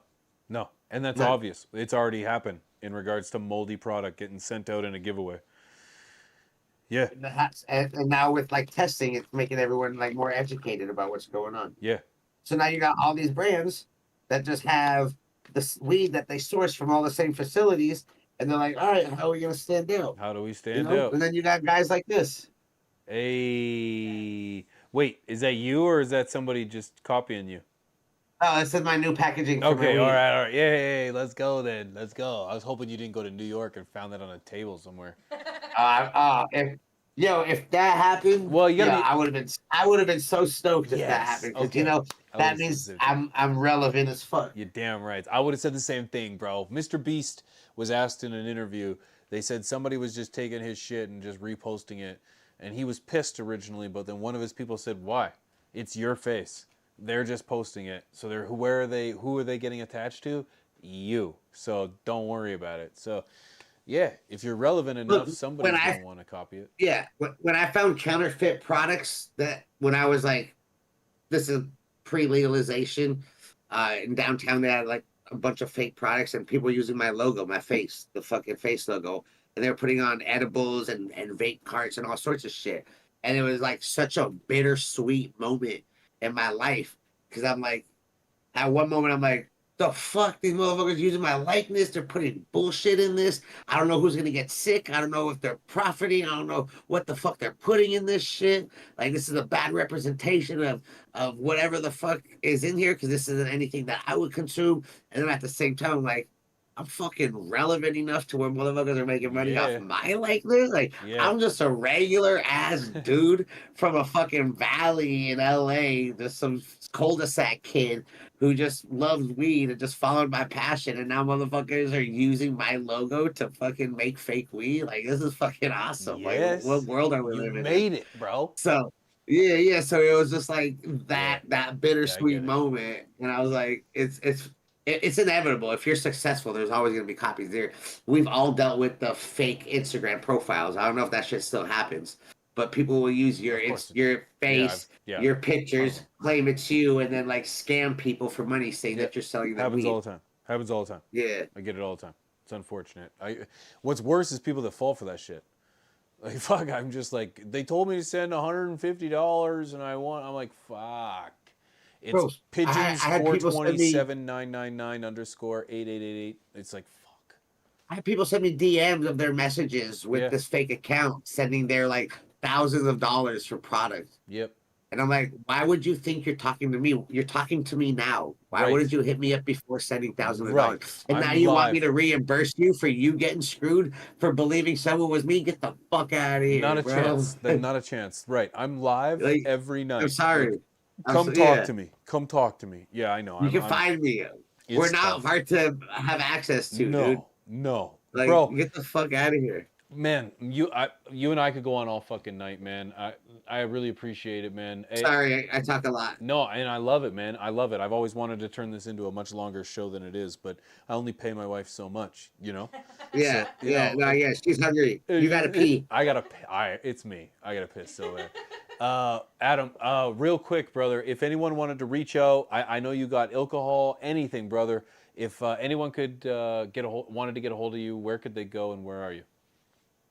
I'm here, right here, chilling. And I'm so With glad. You fucking could be anywhere. with And here you Pigeons are. 420. I highest host on Twitch and Kick, and I'm getting high with on X, Twitter. What do you call it? Twitter or X? It's Twitter. Fuck. It's Twitter X. I Like I like say it. Twitter, but like everyone else, I have to say X afterwards. I say Do we X, still call them? and then I have to say Twitter afterwards. Do we still call them tweets? Yeah. Then it's Twitter. That's how I'm at. That's where I'm at. Like I can't. I started. I did a full year, bro. I did a year of trying to call it just X, but I couldn't get over it. Yeah. So I switched. I feel like it's drugs when I say X. Yeah, I feel like it's like an ex-girlfriend. Are you on X? Did you Yeah, go to X? I posted up on my X last night, and let me tell you, that's wild. isn't it? So That's wild. yeah. So where are is we yours? on YouTube? Oh, we're on YouTube. Getting High With. I'm Getting High With on YouTube as well. I do weekly podcasts. If you're into podcasts, you can. They have video podcasts on YouTube, but you can check out audio podcasts on all platforms: Amazon, Spotify, Apple, all that shit. Just the Getting High With, or just type in Adam Ill. Just type in my name anywhere, and something will come up. I've been around long enough to where I'm usually the first couple pages, and you can find a lot of bullshit about me. It's mostly good. It's mostly good. It's all good. Stop lying, Nah, bro. it's People all hate me. I don't know why. Bro, they hate us all, man. It's because we're honest, we speak our opinion, and we don't give in to whatever the current narrative is. I don't give a fuck. I really don't. That's why I say things. We don't have words off limits here where I'm from. So I get cultured when I go to places like LA when they're like, you can't say that. I'm like, oh, but he's very flamboyant.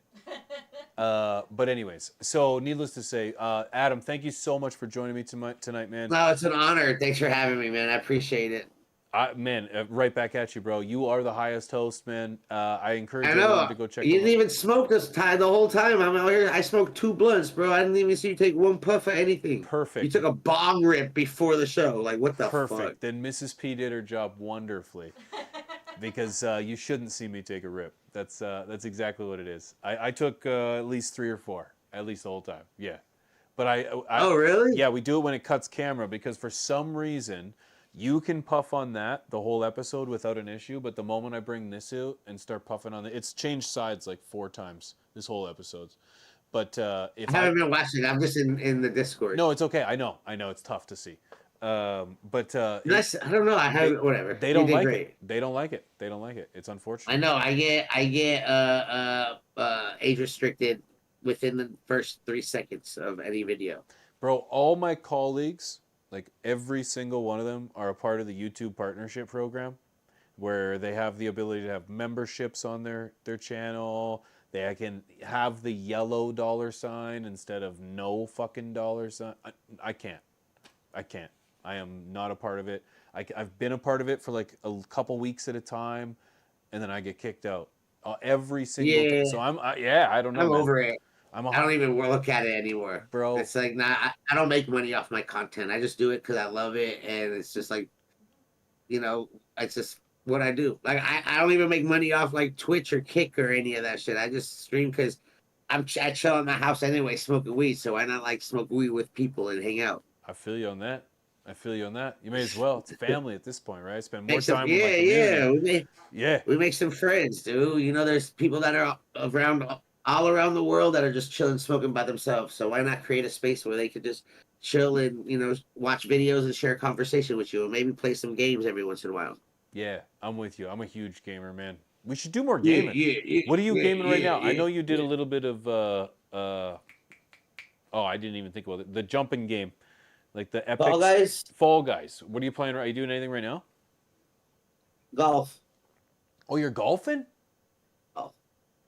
Real though. Real life. Yeah, bro. Come on. That's not cool at all though. Real life golf? Yeah, it's fucking. Come on, I just got behind into a computer screen. Yeah, no, fuck that. Well, bro. No, okay, well. I'm a pilot. Oh yeah. Yep. For real? Yeah, I flew from Fort Lauderdale, Florida to Miami on Saturday. Yeah. On a screen. I did it Oh, on. you play like Flight Simulator. Well, it's Microsoft Flight. It's a But simulator bro, to that some, but real to Fort many others. Lauderdale to Miami is like a fucking 20-minute flight. Bro, it was 45. Leave me alone. It was a wonderful flight. Almost nothing went wrong until I hit the hill. Come on. Well, if that's the case, I'm pretty then, much a pilot, bro. So you're golfing in real life. I'm a pilot. Don't take this from me. I won't. Yeah. Okay. Fall Guys. I haven't played Fall Guys in a minute. I haven't really played many games recently, dude. No, that's fair. No, we just chill. I'll just chill. I'll talk some shit like I do, and I will watch a couple videos, and then I'm surprised my dogs didn't bug me once, dude, while I was here. This is wild. Mine's been at the door scratching pretty much the whole Yeah, time. no. Yeah, she's They're like, just in their bed. They're chilling. Yeah. So Well, thank you, brother. Thank you, Adam. It's been an absolute pleasure, man. I can't wait till the next time we get to smoke. I'll definitely hit you up next time in the LA region. When you're in Central Canada, you fucking hit me up, bro. You're always I'm welcome. not allowed in Canada. In middle of nowhere. Oh yeah, you told me that too. You're not allowed in Canada. That's right. Poor guy. I'm not. They won't let me. I try to go one time, and they're like, nah. It's the weed, bro. And we're legal. 2012, I flew. There was an event called Treating Yourself in Toronto, and Toronto. Toronto, eh? And in So you Toronto, fit it right in. and then my flight was a connecting flight, so I landed in Edmonton, and I had to transfer from Edmonton. And I heard Edmonton is not like the best city to fly into because they're like more strict down there. It's like South Canada, it's like flying into Texas. And Pretty close. you know, customs looked at me, and they're like, "Yeah, you go to immigration." And I went to immigration, and immigration looked at me, and they just Googled my name, and they're like, "Oh, there's a lot of weed stuff about you, hey?" I was like, "Okay." Hey. And then they're like, "Yeah, I don't know if we want you in this country. Why'd you come here? Who'd you come here with? What are you doing?" Da, da, da, da. They like Damn. put me in a room, and they searched me, and they didn't want me in, and they took my passport. And then they said, the next flight out is tomorrow morning. So do you want to stay here? Or do you want us to shuttle you to a hotel and you can come back in the morning? I said, motherfucker, I'm going to a hotel. Fuck you guys. Yeah. Yeah. And I had to show up at like 5 a.m. That's an airport because the first flight to LA. And they held my passport so I couldn't go anywhere. I was about to hop on a train and go to Toronto because my boys were trying to pay me. I was like, bro, I'm not going to be a fugitive in Canada. No way. No. Because even though we're on horseback and there's polar bears, like it gets cold. Yo, be like, what do you mean they did their job, bro? I just came to be a tourist and meet some friends in Toronto, and they didn't let me in because they didn't like my weed. They looked at my Facebook, bro. We let in much worse, my friend. We let in much worse. Adam, thank you so much for joining me tonight, brother. You're an absolute legend. I don't want to leave. Leave me. Let me stay. No, I was playing. I appreciate you so much, brother. You're coming back, man. You're coming back.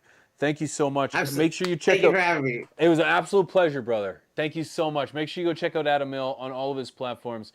You saw it here. I got the links below. Guys, absolute legend. Adam, thank you, brother. Until next time. Bye. I'll catch you, bro.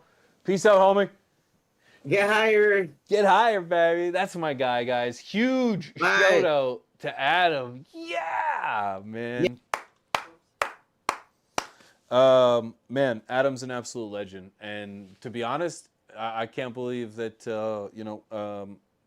we crammed as much as we did into such a short amount of time. I could have talked to that guy for at least another fucking hour and a half. I don't even know what time it is. Oh, it's been an hour and a half. That's our longest interview yet. And wasn't even trying.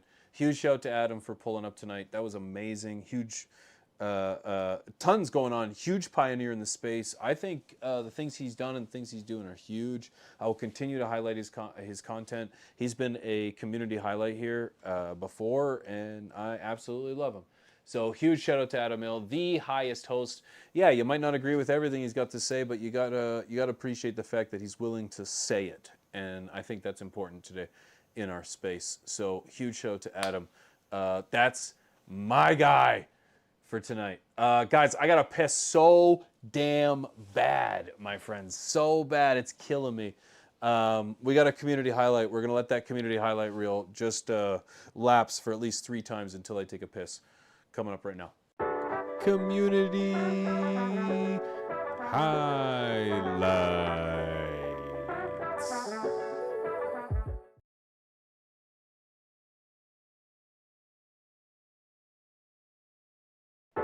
Community highlights.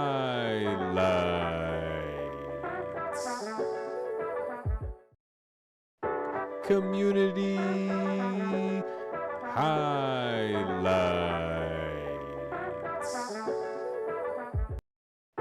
Community highlights.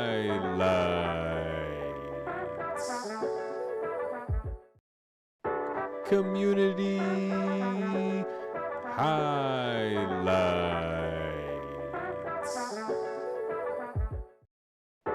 Community highlights.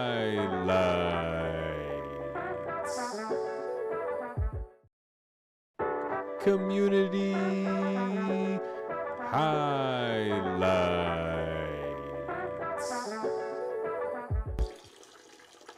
So that got real old real quick. He'll be back in a moment, and we'll do our community highlight.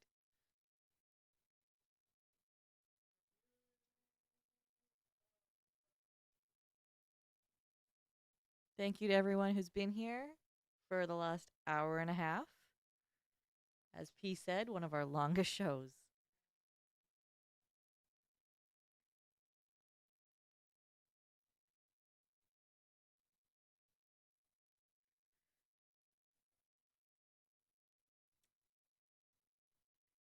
I could have done the stash blend. The dogs are now in the show.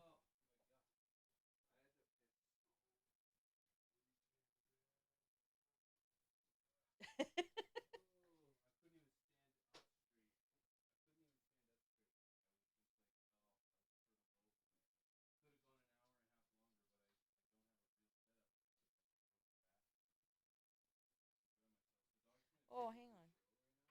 Damn dogs. Sorry, I had you muted. Oh, I was muted? I did, yeah. Oh, that's good. That's okay. The dogs are gonna take over. Come on. Okay, guys, come on. We're still live here. We're still live, guys. He did wash his hands. I didn't. No, I didn't. I pissed that whole time. I'm not even done. I could honestly go for a part 2. I pinched it off where it wouldn't hurt. No, I 100% didn't wash my hands. Thanks for calling me out though on the internet, folks. Oh, I'm still muted? No? No, you're Oh, good good now. heavens. You're I'm good now. live You're now. just Oh. catching up. Oh, that's the worst. No, that's why I muted him, Adam, because I didn't want everyone to hear him. Oh, that was fantastic. Wow. We didn't hear the tinkle. No. Wow. Yo, again, huge shout out to Adam. I want to give a shout. The community highlight was High 9 News, I believe it is. No, that's not it. I was searching on. I meant to pull this up earlier and I didn't. On Instagram? It's on YouTube, or on X, Twitter X. I'm gonna have a who when Mrs. P finds. The reason I want to highlight these guys is because they High are at 9 News? High at 9 News. That's it. Yeah, with a red logo. Blue. They post a bunch of weed topics today. Yeah. Okay. Yeah. Maybe it's blue. Maybe I just got to. I'm colorblind, folks. I did my job very well. If Adam didn't notice, I was taking hoots the whole time. That's wicked. For some reason, blunts, cigars, they don't have an issue here. But as soon as you start to use the apparatus here, then all of a sudden I start to get hit hard. I want to highlight High at 9 News and hey, don't wrestle right here. There's too many cords. Don't give me attitude. This is why they're not allowed in here. Oh my God, you guys can't even fully see. Careful. There's, oh my God, so many cords. Come on. That's okay. They'll be okay. Just, I'm gonna. Oh my God. Okay, it was just the headphones. Just the headphones. Two chows. They're trying to wrestle right now because they need the center of attention. Oh my God. My heart rate is just going through the roof right now. But anyways, I wanted to highlight High at 9 News because they're covering a ton of news topics. I want to help and give a little bit of traction here. A lot of their stories get missed a little bit, and I want to make sure that if you're looking for good quality canna nudes from good quality sources, then this is a great place to go. High at 9 News. Okay, go and check that out. It is a red logo. Okay, I wasn't totally off. Yeah. Oh, the banner's red. And the 9 is red. Yeah, but the circle's blue. Yeah. God, I love that woman. Yeah, the circle around it. Cheers, friends.